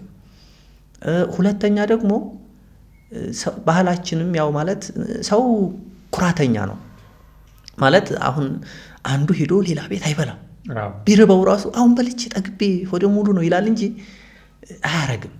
አየህ በዛ ምክንያት እንዲህ አይነት ዝም ብሎ ሄዶ ሊበላ ይችላል ተብሎ የሚጠበቅ ብዙ የለም። ያው ከተማ ኦፍ ኮርስ በተወሰነ ደረጃ ወይ ደግሞ በጣም ስለሚኮራብን ነው ቅርበታችን ነው ብሎ ሲያስቡም ሲጀመር አያጣራም። አንደኛ የኛ ሀገር ያው እንዳልኩህ ዝምድናው በጣም የተሳሰረ ነው። ለምሳሌ አሁን አንተ ሙስሊም ሆነህ ክርስቲያን ወንድም ሊኖር ይችላል ምናምንና ሁለተኛ ዝምድና ቼክ ብታረግ እኔ ዘመዶች ሁሉ ሊሆኑ ይችላሉ ፎር ዳት ማተር ያው ባጣራ በደንብ ኢንቨስቲጌት ባረገው እንደዛ ነው። ወይ የሚስት ዘመድ ልትሆን ትችላለህ፣ ወይ የባል ዘመድ ልትሆን ትችላለህ ምናምን ስለ ባያውቁህ ራሱ ይሄ ባያውቅህ ያ ባያውቅህ ግን ዝም ብሎ አይመጣም። የኛው ልጅ ነው የኛው ቤተሰብ ነው የሚባለው። እና it was amazing በጣም በቃ ደስ የሚለኝ እንትን ነው። ሌላኛው ከዚሁ ከሃይ ስኩል እንትኔ ጋር ወደ ዩኒቨርሲቲ ከመግባት በፊት አንድ ሌላኛው ኤክስፔሪየንስ 97 10ኛ ክፍል ነበርኩ። የምርጫው ጊዜ የ97 ምርጫ ጊዜ 97 ጊዜ ቅንጅትኛ ሀገር በጣም ኃይለኛ ተጽዕኖ ፈጣሪና ተቀባይነት ነበረው። እንዴ እዛ ደግሞ የተወለዱት ፕሮፌሰር አድማሱ ገበየሁ እንደውም እሳቸው ያንተም እንግዳ አድርጋቸዋል በቅርቡ አይቻለሁ። እሳቸው የቅንጅት ዋና ጸሐፊ ናቸው፣ የዛ አካባቢ ተወላጅ ናቸው፣ ይወዳደራሉም ነበር። እና ምን ሆነ 10ኛ ክፍል ወደ ማትሪክ ልንፈተን አካባቢ ሞዴል የሚባል ፈተና ላይ ሁላችሁም አንተም አድርገሃል ያው ለማትሪክ ዝግጅት ማድረግ ማለት ነው። እና ሜይዴይ ላይ ግንቦት ሜይ2 ነው አንድ ነው ሜይ1 መሰለኝ። ሜይዴይ እንግዲህ ያው የላባደሮች ቀን ማለት ነው። ዓለም አቀፍ የላባደሮች ቀን ሲከበር በእኛ ሚያዝያ 23 ማለት ነው። እንደዛ ሜይዴይ ይባላል። አረሳውን በዛ ቀን አጋጣሚ እና የዛን ቀን ባዮሎጂ ፈተና ሞዴል ልንፈተን ተጠራን። ሄድን ያው ሁላችንም ልንፈተን። ከዛ ልክ ተሰልፈህ ምናምን መዝሙር ዘምረህ ምናምን ነው ወደ ክላስ መገባው። ባይዘው ባንዲራ ራሱ በመስቀል የሚወዳደረኝ አልነበረም። ባይዘው ወይ በቃ ደስ ይለኛል። በቃ ተማሪው እየዘመረ እኔ ደግሞ ያንን ባንዲራውን እየሰቀልኩኝ በቃ ያንን መዝሙሩን የታታሪ ህዝቦች የሚባለውን መጀመሪያ የአማራ ክልል ከዛ ደግሞ የኢትዮጵያን ህዝብ መዝሙር ዘምራና it was ልዩ ስሜት የሚፈጥርብኝ ነበር። በጣም ፕራውድ ነው ማረጋው እሱ እና ደርሰን ተሰልፈን ምናምን ይሄ ሴሬሞኒ አልቆ ወደ ክላስ ልንገባ ስንል ከትምህርት ጽሕፈት ቤት አይ ዛሬ ያው ዓለም አቀፍ በዓል ስለሆነ ፈተናው ዛሬ መሰጠት የለበትም ተብሏል ተባለ። ቅንጅት ደግሞ ሰልፍ ጠርቷል። አሜጃ የሚባል ትልቅ ስታዲየም አለ። እዛ ሰልፍ ጠርቷል። ከዛኛ ተመልሰን እኛ እንግዲህ ልጆች ነን እንግዲህ 10ኛ ክፍል ብዙ አይደለም ብዙ ፖለቲካም አይገባኝም፣ ግን ሬዲዮ ሚዲያ ምናምን እከታተል ነበረ። ጎበዝ ነኝ ያኔም ጀምሮ። ከዛ ቀጥ ብለን ሁላችንም በሚባል ኦልሞስት ሄድን እዛ ስታዲየም። ስንሄድ ከባድ የሆነ ቅስቀሳ ይደረጋል ምናምን። የዛን ጊዜ ፕሮፌሰር ማሱዛ ነበሩ። እሳቸው ስለመጡ እኮ ነው በሙሉ ህዝቡን ቅል ብሎ ሄደው። በጣም ተወዳጅ ናቸው። ስቲልም በእውነት ለመናገር በኢትዮጵያ የፖለቲካ እንትን ውስጥ በቅንጅትም ውስጥ እንደው ባለፈው አንተ ጋር ሲያወሩ እንደነገሩ በጣም በኢንቴግሪቲ በፕሮፌሽናሊዝም እና በጣም ቴክኒካል ኤክስፐርቲዝ አላቸው ከሚባሉት እና ምክንያታዊ ከሚባሉት ሰውዬ አንዱ እሳቸው ናቸው። እኔ ያንን ብዙ ይሄ አይገባኝም፣ ያው ልጅ ነን፣ ግን ዝም ብለን ሄድን። ከዛ እዛ ደርሰን በቃ ስታዲየሙ ሞልቷል ምናምን እና ያኔ የነበረው ያው ኢህአዴግ እዛ ሄደን ለቅንጅት ማሟሟቂያ እንደምንሆን ሲገባቸው ጠሩን። ከትምህርት ቤት ተመለሱና ፈተናው ተፈተኑ ተብሏል ተባለ። ከትምህርት ቤት ነው መልእክት የመጣላችሁ? ከትምህርት ቤት ሳምባዲ መጥቶ ተናገረ። ዩኒፎርማችን እንደለበስ ነው ሄድ ነው ያው እንታወቃለን። ያለንበት እየመጡ ኑ ቶሎ ተብሏል ምናምን ሲባል ያው የተነጋገር ከዛ ሁላችንም ተመልሰን ወደ ትምህርት ቤት። ከዛ ልክ ትምህርት ቤቱ ወደ ገበያ አለ አጥር አለው እና ከገበያው ወደ ትምህርት ቤት ውስጥ ሄድ ቀጭን መንገድ ነው። የትምህርት ቤቱ አጥር አለ ደግሞ እዚህ የነዋሪዎች አጥር አለና በቀጭን መንገድ ግራቀኙ አጥር ነው። ከዛ ደግሞ ባህር ዛፍ ትልልቅ ረጃጅም የሆኑና እድሜ ጠገብ የሆኑ ባህር ዛፎች እንደዚህ በደንብ የገጠሙት ነውና በቃ በዛ ስር ነው አልፈህ ወደ ምትገባው ወደ በርህ ማለት ነው። ከዛ ሁላችንም በያው እንደዛ የተከታተል እየተመምን ማለት ይቻላል ስንገባ ከገበያው አቅጣጫ ከታችም ከትምህርት ቤቱ አቅጣጫ የሆኑ ፈጥኖ ደራሽ የሚባሉ ኃይሎች ከበቡን። እሺ በቃ ከዛ በኋላ እንግዲህ ያው በዱላ ሁሉ ያገኙትን ሁላችሁ በቃ ያገኙትን እየመቱ በዚህም ባጥር ላይ ይዘሉ ምን ብሉ በቃ በተለይ የተያዘም ብዙዎቹ ተያዙ። በተለይ ፊት ለፊት የነበሩት የተወሰኑ አስተማሪዎቻችን የተወሰኑ ደግሞ ሻልሻል ያሉት ነቃ ያሉት በእድሜም በሰል ያሉት ልጆች ምናምን የተወሰነ የሚደግፉ ነበረ። ማለት ያው ልጆች ነን ግን ያን ያክል የበሰለ አይደለም፣ ግን አንዳንድ ጥያቄ የሚያነሱ ነበሩ። ነጋሽ ዘካሪያስ ለምሳሌ አስተማሪዎች ትዝ ይሉኛል ምናምን። ከዛ በኋላ እኔ እንግዲህ በዛ ባጥሩ ዘልዬ የሆነ ሰው ግቢ ገባው። ከዛ ቤቴ ነው የደረስኩት። ሲያቀምሳ አንድ ጊዜ ሁለት ጊዜ ነርቨስ ስለምትሆን አታውቀውም በስሜት ምን በቃ ከዛውን እንዴት እንደዘለልኩት እንዴት ማንግቢ እንደገባው ቤት እንዳለ ትዝ አይለኝም። ግን ቤት ስደርስ ጋሽ ሐሰን ምን ሆነ ነው ምናምን አለኝ። አይ እንደዚህ አይ ምናምን ያው እሱ ትንሽ ይቃወማል፣ የተወሰነ ክሪቲካል ነው። ሚዲያ ቪኦኤ ዲደብሊው ደግሞ ያኔ ትዝ ካለ የሻቢያ ድምፅ ነበረች ወያኔ ምን ይላል የምትል ማታ ማታ በአማርኛ የምትላለፍ ነበረች። እሷ ነገር ጠዋትም ነበረች። እሷም ሁሉን ሰማ ነበር። ቪኦኤ ደግሞ እና አዲሱ አበበ እንደውም ትዝ ካለ በቅንጅት ጉዳይ አንዱ ተከሳሽ ነበሩ ጋሽ አዲሱ ቪኦኤ የሚሰሩ የነበሩ እነሱን እንሰማለን። ዲደብሊው የጀርመን ድምፅ የሚገርም ነው የሚቀርቡት ትንታኔ 11 ሰዓት ላይ ያኔ አጭር ሞገድ ምናምን በሚባል ምናምን የሚተላለፈው በኋላ ነው ያው እንትን እያለ ያለውና ሬዲዮ ሁሉ ነበረኝ። ዜና መዝናኛ አሁን ለምሳሌ እነ ሰይፉ ይሄ ታዲያስ አዲስ የሚባል ኤፍኤም አዲስ ላይ ነበረ። አይ ቲንክ እነ ሰይፉ የመዝናኛ ፕሮግራም ነበራቸው። እነሱ እናዳምጥ ነበር።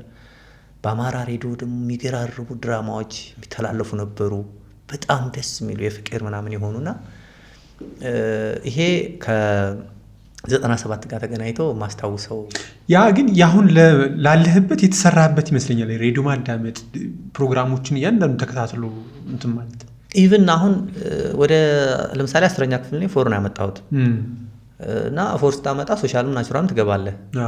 ግን ሶሻል እንደገባ ሁሉ ቱ ቢ ኦነስት አላውቅም ምክንያቱም ግን ዝም ብዬ እንደዛ አይነት ስሜቴ ወደዛ ነው የወሰደኝ።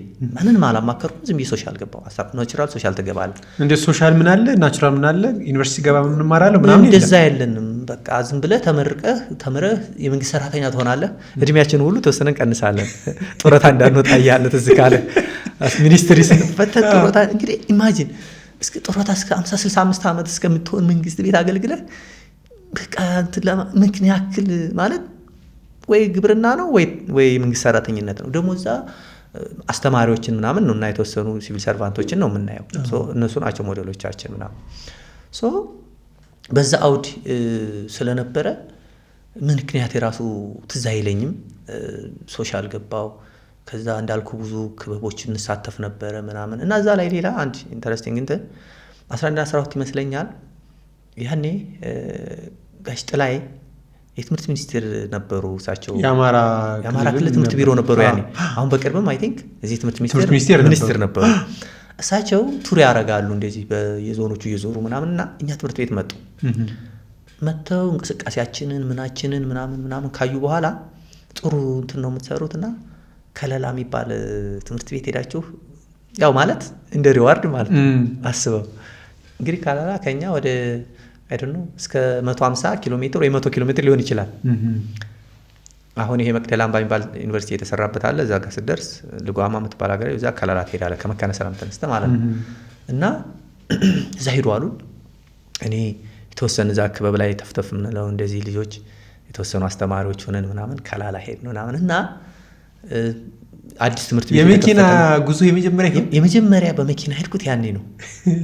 እንደውም ፓርትሊ ካቻማሌ የሚባል መኪና አለ። እሱ እስከ እንትና ድረስ ከመካነ ሰላም ተነስተን እስከ ፉንጭፍቱ የምትባል ቦታ አለች።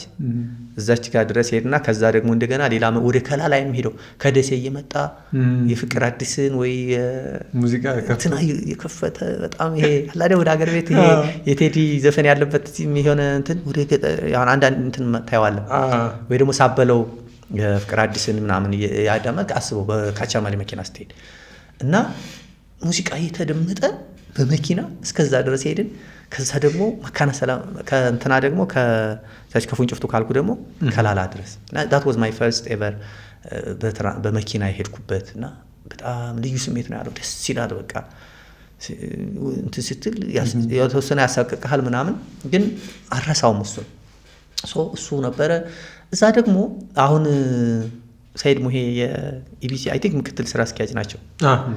እሱ እዛ ትምህርት ቤት አስተማሪ ነበር አሉና እኛ ስንሄድ ኦልሬዲ መጥቶ ኢትዮጵያ ሬዲዮ ላይ ምናምን ሰማዋለሁኝ። ያው ሬዲዮ በጣም ስለማዳመጥና ሰይድ ሙሄ እዚህ ነበረ አንዳንድ ያዘጋጃቸው መጣጥፎች ምናምን ብለው ክበብ ላይ ምናምን አሳዩን ማለት ነው። እና እነ ሰይድን ጨምሮ ነጋሽን እንግዲህ በሬዲዮ ድሮ በቅርብ ያቀረብካትን እንግዳህን ጨምሮ በጣም በተለያዩ ፕሮግራሞች ላይ ደግሞ ሌላ እነ መሳይ የሚባሉ መሳይ ወንድሜነህ ይሁን እንደዚህ በኢትዮጵያ ሬዲዮ እንደዚህ የመዝናኛ እንትኖች ነበሩ። በተለይ እሁድ የምናደምጣቸው ኤንድ 120 ቴሌቪዥን 120 የሚባልን ፕሮግራም 50 ሳንቲም ምናምን ከፍለን ነበረ እዛ ሄደን የምናየው። በቃ እሱን ጨምሮ ያ በቃ ደስ የሚለኝ ሃይ ስኩልም ስማር እንደዚህ ቀለል ባለ መልኩ ከታችም ጀምሮ ያሳለፍኩበት ነውና መካነ ሰላምን እንደ ቤቴ የማየው ሀገር ነው። በጣም ወደው ሀገር ነው። በጣም የሚናፍቀኝ ሀገር ነው። ሲሄድም ሁሉ ጊዜ እዛ ደርሼ ወግድም ደርሼ ነው የምመለሰው። እንደውም ከወግድ ይልቅ መካነ ሰላም ነው ብዙ አታችመንት ያለኝ የልጅነት ህይወቴን ብዙ ነገሮች ያሳለፍኩበትና እሱም በጣም የምወደው ነው። እንደው ዩኒቨርሲቲ ከገባ በኋላ ቅድም እንደውም ይሄኛውን ስላነሳልኝ ዩኒቨርሲቲም ገብተህ በጣም አክቲቭ እንደነበር ጎበዝም እንደነበር ሰቃይም ተማሪም ነበር።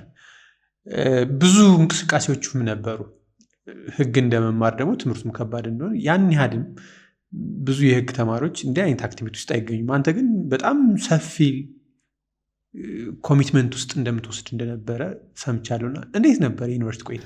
እንግዲህ ዩኒቨርሲቲ በ2000 ዩኒቨርሲቲ የገባሁት የምታስታውስ ከሆነ እነዚህ ሁለተኛ ትውልድ የሚባሉት ዩኒቨርሲቲዎች ብዙ ዩኒቨርሲቲዎች ወደ 10 የሚሆኑ 99 2000 ላይ ነበረ ስራ የጀመሩትና እንግዲህ 12ኛ ክፍልም እንዳልኩ ከኛ ትምህርት ቤት ከፍተኛ ውጤት ያመጣሁት እኔ ነኝ። በእኛ ዲፓርትመንት በሶሻል ስትሪም ማለት ነው። በናቹራል የበለጡኝ ነበሩ። አሁን አንድ ዶክተር ጓደኛ ያለ ኢንጂነር የሆኑ ጓደኞች ምናምን አሉ። ያው በውጤት ናቹራል ሆነው ለምሳሌ 376 ምናምን ያኔ ከ500 ነበር። እንደዚህ እኔ 347 ነው ያመጣሁት። ትልቅ ውጤት ነው። ያው ከኛ ከሶሻል ካለ ነው ብዙ ክላስ ተማሪዎች ከፍተኛው የኔ ነበር። እና እንትን ትሞላለህ ወደ እንትን ከመሄድ በፊት ዩኒቨርሲቲ ትሞላለህ አንድ ምራጭ እና አዲስ አበባ ዩኒቨርሲቲ ምናምን እንደዚህ አለማያ ዩኒቨርሲቲ ትልልቆቹ ዩኒቨርሲቲ እንደነ ጎንደር ዩኒቨርሲቲ ምናምን መቀሌ ዩኒቨርሲቲ ምናምን ብለህ ትሞላለህ። እና እነዚህን አዳዲሶች ዩኒቨርሲቲዎች አናውቃቸውም፣ አልሞላሁም ቱ ቢ ኦነስት። ሁለተኛ ደግሞ ዲፓርትመንት ስትመርጥ ያው ሶሻል ከሆንክ ሎ አንደኛ ነው፣ ኢኮኖሚክስ ማኔጅመንት ምናምን እያልክ ነው የምትሄደው የምትሞላው። ሶ እኔ ወሎ ዩኒቨርሲቲ ደረሰኝ፣ ሎ ስኩል ደረሰኝ እና ዩኒቨርሲቲ የመጀመሪያ ባችነን አስበው በጣም በቃ ኢንፍራስትራክቸሩ የለም፣ በቃ በጣም ይበርዳል። ቀለም ሜዳ የሚባለው ቦታ ያለው ዩኒቨርሲቲ ካምፓስ ነው፣ ሜን ካምፓሱ በጣም ቅዝቃዜ ነው። እንግዲህ ቀለም ሜዳ ማለት ጦሳን ፊት ለፊቱ አድርጎ በዚህ በኩል ደግሞ አላሻ የሚባል ሜዳ አለ፣ ቦሩ የሚባል ታዋቂ ሆስፒታል አለ፣ በተለየ አይን ሕክምና እንደዚህ አይነት ሞራ ግርዶች የሚሰራበት ያ ቦታ ደግሞ ማለት ቀለም ሜዳ ማለት እንግዲህ ንጉስ ሚካኤልና ይሄ ምንድነው ሙስሊምና ሴንት ጅብሪልና ንጉስ ሚካኤል ብዙ በጋራ እንትን አደረጉበት የሚባል የሚገርም ታሪክ ያለው ነው። ቀለም ሜዳ እንግዲህ እንደ ስሙ ያው ቀለም ትምህርት እንደማለት ነው። የትምህርት መናኸሪያ ምናምን እንደማለት ነው። እንግዲህ እንዴት እንደሰየሙት ባይገባኝም ያ ሁሉ ታሪክ ያለበት ነው። አይ አም ፕራውድ እዛ ከመካነ ሰላም ደሴ 180 ኪሎ ሜትር ነው። አንደኛ ቅርብ ነው፣ ሁለተኛ ደግሞ ፋሚሊዎች አሉኝ አክስቴ ጨምሮ ሌሎች ዘመዶች እዛ ደሴ ስላሉ ዊኬንድ ምናምን እንደ መካነ ሰላም አልጨነቅም፣ አልቸገርም። ቅዳሜና እሑድ ሲሆን እዛ ሄጄ ቤተሰቤ ጋር ትንሽ አርፌ የአማርኝን በልቼ ምን ብዬ ምናምን እመጣለሁ። በጣም ፕሪቪሌጅድ ሆኜ ነው የተማርኩት። ግቢ ውስጥም ደግሞ እንዳልኩ ከዛን ጊዜ ጀምሮ ከ2000 ጀምሮ እስከምመረቅ ድረስ በጣም ብዙ እንቅስቃሴዎች ተሳተፍ ነበር። ለምሳሌ መጀመሪያ የጸረ ኤዲስ ክበብ ለመጀመሪያ ልጆች ትንሽ አቋቁመው ከዛ ሳየው ብዙ እንቅስቃሴ የላቸውም እና ሄጄ እንትን አልኩ፣ ተቸኋቸው። የሆነ ያኔ እንግዲህ የላንጉጅ የአማርኛ፣ እንግሊዝኛ፣ ሂሳብ፣ ኬሚስትሪ ምናምን ያሉ እንደዚህ አይነት ዲፓርትመንቶች ነበሩ የለበቱት 99 ላይ 2000 ላይ እኛ ተቀላቀለን። ብዙ ልጆቹም ያን ያክል ልምዱ ምናምን የላቸውም።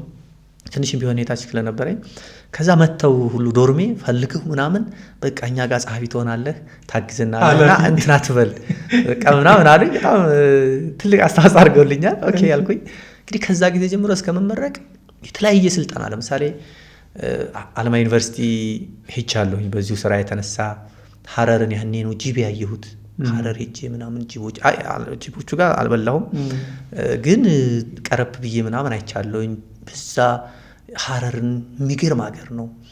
የተጠጋጉ ይሄ የፍቅር መንገድ ምናምን ባሉ ቀጫጭን እንደዚህ መተላለፍ ማትችላቸው እነሱን ያየሁበት። አለማያ ዩኒቨርሲቲ ደግሞ የሚገርም ዩኒቨርሲቲ በጣም እንግዲህ ኢምፕረስድ ያደረገኝ። ፍሬሽማንም እያለን ከነበርነው 3 ልጆች እኔ ጥቤና ይግረም ነበር ከፍተኛ ውጤት ያመጣ ነው ስርኤት እና የዚህ የህግና ፍትህ ምርምር ኢንስቲትዩት የሞጁል ካሪኩለም ሪቪዥን ሲደረግ ክረምት ላይ ወደ ሰኔ አካባቢ ጠጋ ብሎ እዚህ የዩኒሳ የሚባለው ቃሊቲ ያለው እዛ መተን 1 ሳምንት 2 ሳምንት ብቻ ቆይተን ሄደናል። እና እንግዲህ ፍሬሽማን ሆነህ ካሪኩለም ላይ ኮንትሪቢዩት ስታደርገው ምናምን that was amazing ለኔ በጣም በቃ ትልልቅ ሰዎችን እንግዲህ ሞጁሎችን የጻፉ መምህራንን አሁን እዚህ አዲስ አበባ ዩኒቨርሲቲ እነ ፕሮፌሰር ጥላሁን እነ ፕሮፌሰር ሙራዶን ጨምሮ እነ ዶክተር ማህሪ በቃ እዚህ ሎ ስኩል ውስጥ አሉ የሚባሉ መምህራንን መጽሐፎቻቸው ላይ አርቲክሎቻቸው ላይ ነው የምታውቃቸው። እዛ ካሪኩለም እንትን ላይ ነበሩ። እነሱን አግኝተን ፍሬሽማን ሆነን በቃ ኢማጂን እንዴት ቡስት እንደሚያደርግ ምናምን እሱን ጨምሮ ግን እዛ ላይ ምን ገጠመኝ፣ እንግሊሽ ፎር ሎየርስ የሚባል ኮርስ አለ ፍሬሽማን የምንወስደው። እሱ ላይ ምን ገጠመኝ፣ እንግሊሽ ፎር ሎየርስ ዶክተር ጌታሁን ይመስለኛል ያስተማረን። ያኔ የተማሪዎች ድል ነበር። በኋላ ወሎ ዩኒቨርሲቲ ለረጅም ጊዜ ፕሬዚዳንት ነበረ። አሁን አማራ ክልል የሪኮንስትራክሽን ቢሮ ኃላፊ ናቸው። እና ፍሬሽማን እሳቸው አስተማሩን እና ኤ+ ነው ያመጣሁት። ኤችአርጂ ፍሬሽማን ማምጣት ደግሞ ምን ያክል ቡስት እንደሚያደርግህ አስበው። እሳቸውም ለፒኤችዲ መሄድ ስለነበረባቸው እንዲሁ እንደ ብሎክ አይነት የሚመስል ኮርስ አድርገው ነበር የሰጡን። ከዛ ሰከንድ ሴሚስተር እንዳልኩ ለዚህ ለዩኒሳው ፈተና እንትን የካሪኩለም ሪቪዥን በዲፓርትመንቱ ተመርጠን 3ታችን እና አስተማሪዎችም ጭምር መተን የተወሰነ ቀን ቆይተን ሄድን። ፓርት 1 እና ፓርት 2 ነው ያለው የእንግሊሽ ፎር ሎየርስ። ፓርት 2ን የእንግሊዝኛ ዲፓርትመንት የተመደበ አስተማሪ እያስተማረ እኛ ወደዚህ ፕሮግራም መጣን። ዊ ሚስ ሳም ክላስስ የተወሰኑ እንትኖች ፈተናዎች ምናምን ሚስ አረግን። ከዛ ስንመለስ እምቢ አለኝ። እኔ ሳታስፈቅድ ነው ሄድከው፣ ሌሎቹ ጓደኞች እንዴት እንዳደረገው ትዝ አይለኝም። ከዛ በኋላ እኔ ባልነበርኩ ጊዜ ያመለጠኝን ፈተና 0 ነው ሞላብህ አለኝ። ፍቃድ ሳታስፈቅድ ነው ሄድከው ምናምን። እኔ እኮ ዲፓርትመንቱ ነው የላከኝ። ሂጄ ዲፓርትመንቱ ጋር ሪፖርት አደረኩ። ዲኑን አናገር፣ አይ ይሄ ልክ አይደለም፣ ይሄ ዩኒቨርሲቲው ነው የላካቸው ተቋሙ ነው፣ ስለዚህ ያመለጣችሁን እንደውም ማስተማር ሁሉ ቱቶሪያል ሁሉ መስጠት አለበት ምናምን አሉ። እምቢ አለ። ከዛ የሚገርም ነገር ኤችአርጂ አምጥቼው ፈርስት ሴሚስተር ሲ ያገኘው ሲ ሆነብኝ እና መስከረም አይደለ ጥቅምት ላይ አይደለ ተጠርተን የምንመጣው ሁለተኛ ዓመት ላይ ስንመጣ ግሬድ ተለጥፎ ምናምን ሳይ ፈርስት ሴሚስተር 3 ነው ያመጣው እና ዋን ኦፍ ዘ ቶፕ ስኮረርስ ነኝ። ከዛ ስመጣ ሲ ያርኩታል። ሄጄ ያናገርኩት ውጣልኛል። እኔ ቱ ቢ ኦነስት ብዙ ግድ አይለኝም፣ ግን እንግሊዘኛ በጣም ጎበዝ ነኝ። ያው እንግዲህ ማለት አክሰንቱ ምኑ ደካማ ለሆነ እንጂ ስፖክን ላይ ግራመር ጎበዝ ነኝ። ያው በደንብ ነው የሚያስተምሩን አስተማሪዎች፣ በጣም ጎበዝ ነኝ እና ደስ የሚለኝና የምወደው ኮርስ ነው። ደግሞ ኤችአርጂ ነው ያመጣሁት፣ ማንም አላመጣም ኤችአርጂ። እና ሰከንድ ሴሚስተር ነው ኤ ማምጣቱ ቢቀር ምናምን ሲ ሲሆን እንግዲህ ምን ይሰማሃል? ያው ደግሞ ሰቃይ ተማሪ በቃ ጎበዝ ደግሞ አስበው። ከዛ ጥለውኝ ሄዱ። በቃ አስበው። ከዛ እኔ ጋር የነበሩት ልጆች በለጡኝ ማለት ነው። ከዛ ግን በቃ ኦኬ ግን ዩ ዊል ሲ ሚ በቃ እኔ በዚህ ሲጀመር የኔ ዲፓርትመንት ኮርስ አይደለም፣ እኔ በዚህ አልለካበትም። እንግሊዝኛ ደግሞ ጎበዝ ነኝ። ጎበዝ መሆኔን ደግሞ ፈርስት ሴሚስተር ካንተ የተሻለ አስተማሪ ሁሉ እንትን ብሎኝ ብያለሁ ምናምን ብዬ ተናግሬ ወጣሁ።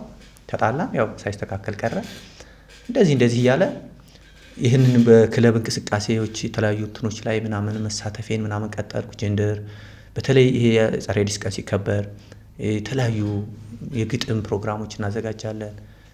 የባህል ቡድን ሁሉ እያመጣን አሁን ይሄ ኮምቦልቻ የባህል ቡድን ነበሩ እነዚህ። አሁን ይሄ ማን ዘውዬ ያወቀው ይሄ ረዘሙ አንገቱ እያለ ዘፈኑ እነሱ ቻዴት የሚባል ባንድ ነበራቸውና እኛ ጋር በተወሰነ ጊዜ ፕሮግራሞች ወይ ፋሲካኖች ላይ ምናምን እንትን ሲሉ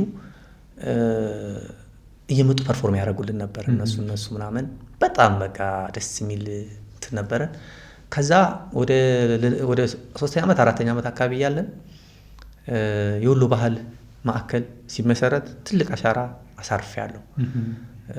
የሙዚቃ ትምህርት ቤት፣ የቲያትር ትምህርት ቤት እነዚህ ሊከፈቱ ሲሉ አንድ ትልቅ ቲያትር ዶክተር ሃይማኖት አሁን የውጭ ጉዳይ ኢንስቲትዩት ውስጥ ሪሰርቸር ነች። ያኔ የኢኮኖሚክስ ዲፓርትመንት ዲን ነበረችና እሷ እያስተባበረችልን ተማሪዎች ሊመረቁ 2 ስራዎች ነው።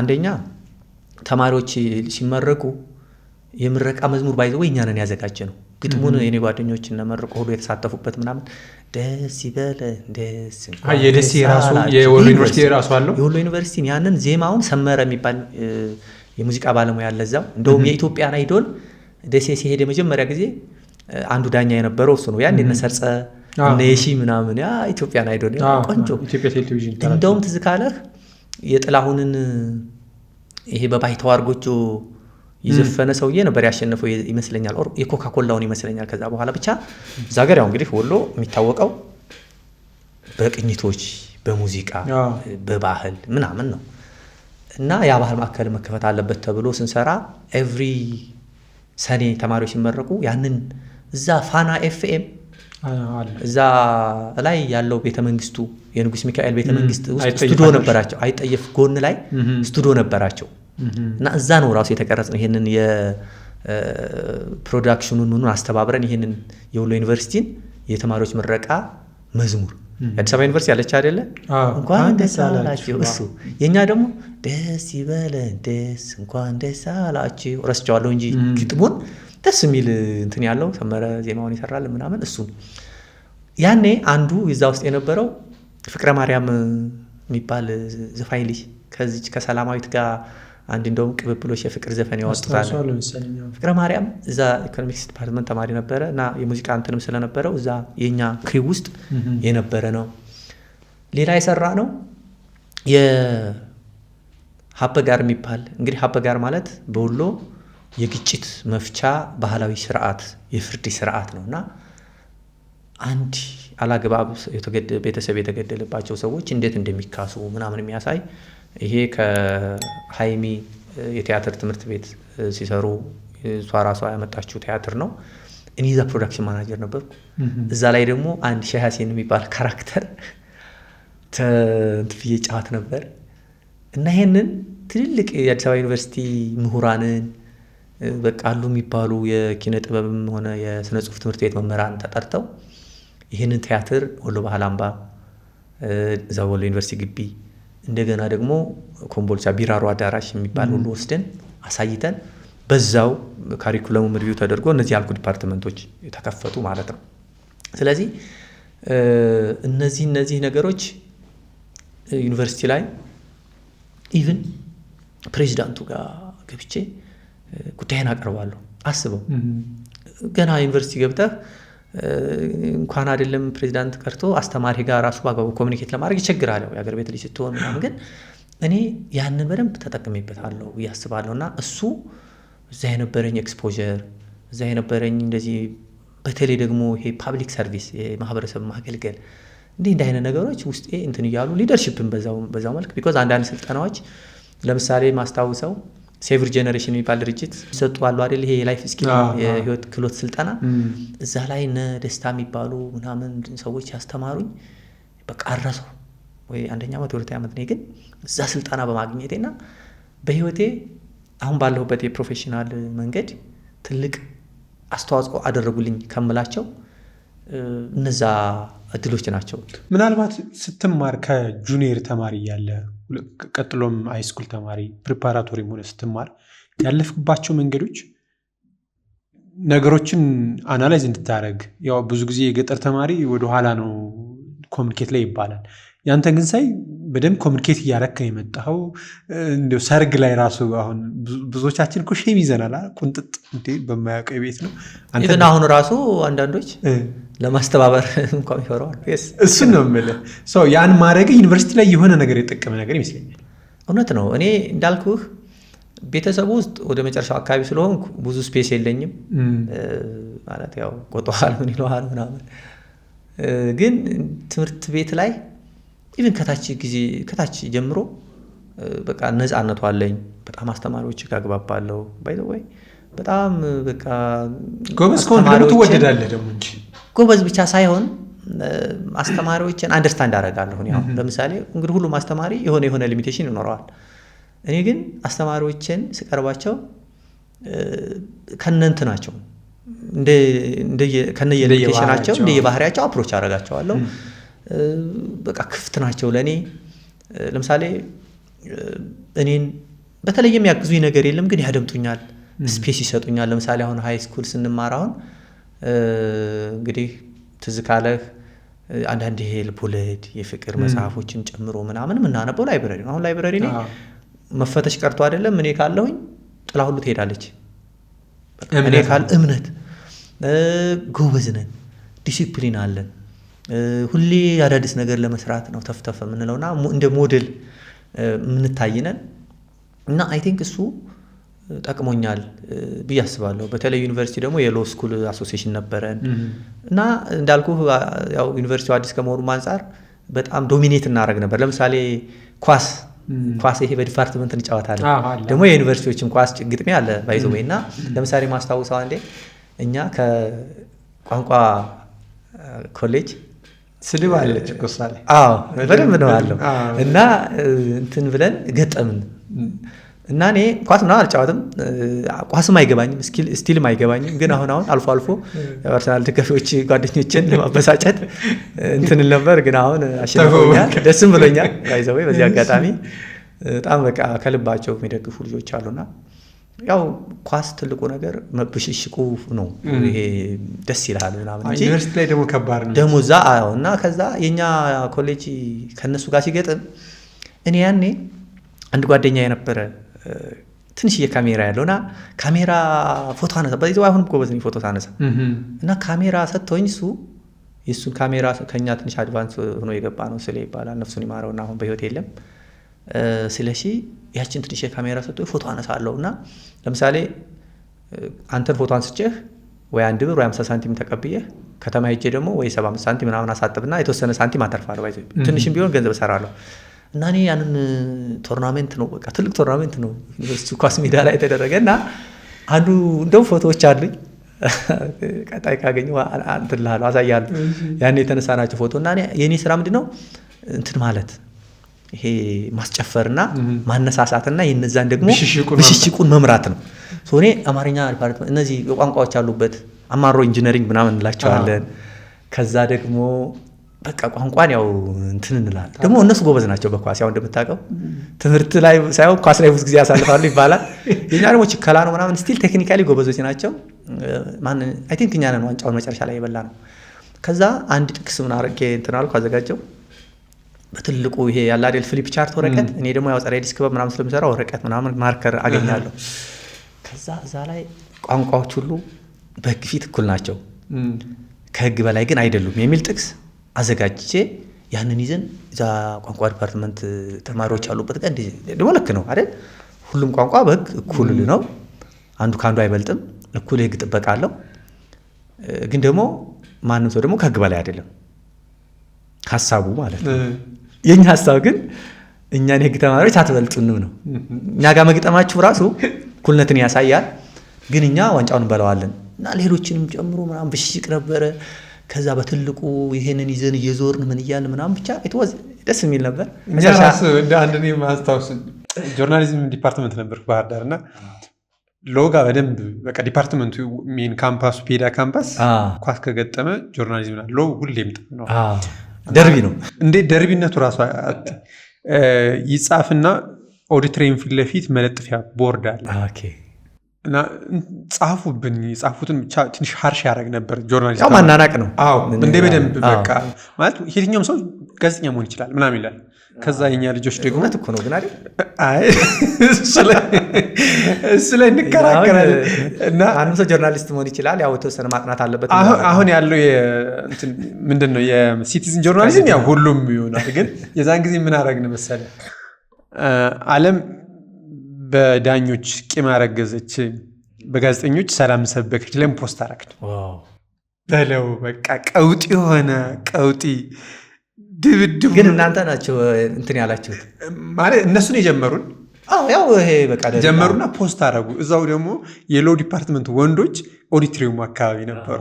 ከዛ ያን የሆነ ነገር ተለጥፎ ማለት የትኛውም ሰው ጋዜጠኛ መሆን ይችላል ምናምን ብለው ከዛ የሆነ ዘቅዝቆ ማይዘቅዝቀው ምናምን ሲያረጉብን አይ ዓለም በዳኞች ቂም አረገዘች፣ በጋዜጠኞች ሰላምን ሰበከቻል በለው ቅውጥ ነበር የሚደረገው በቃና አስታውሳለሁ። የኳስ ፉግሩ ዲፓርትመንት ከዲፓርትመንት በጣም ከባድ ነበር። ደስ ይል ነበረ ቱ ቢ ኦነስት። እኔ ያው ብዙ ኳስ ለማልጫወት ምናምን አሁንም ኳስ ብዙ እንትን የለኝም።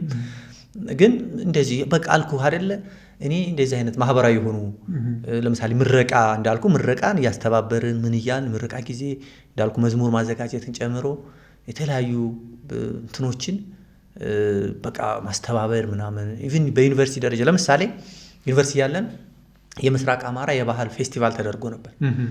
እዛ ላይ ወሎ ባህል አምባ እንግዲህ ወሎ ባህል አምባ ራሱን የቻለ ትልቅ ታሪክ ያለው ነው።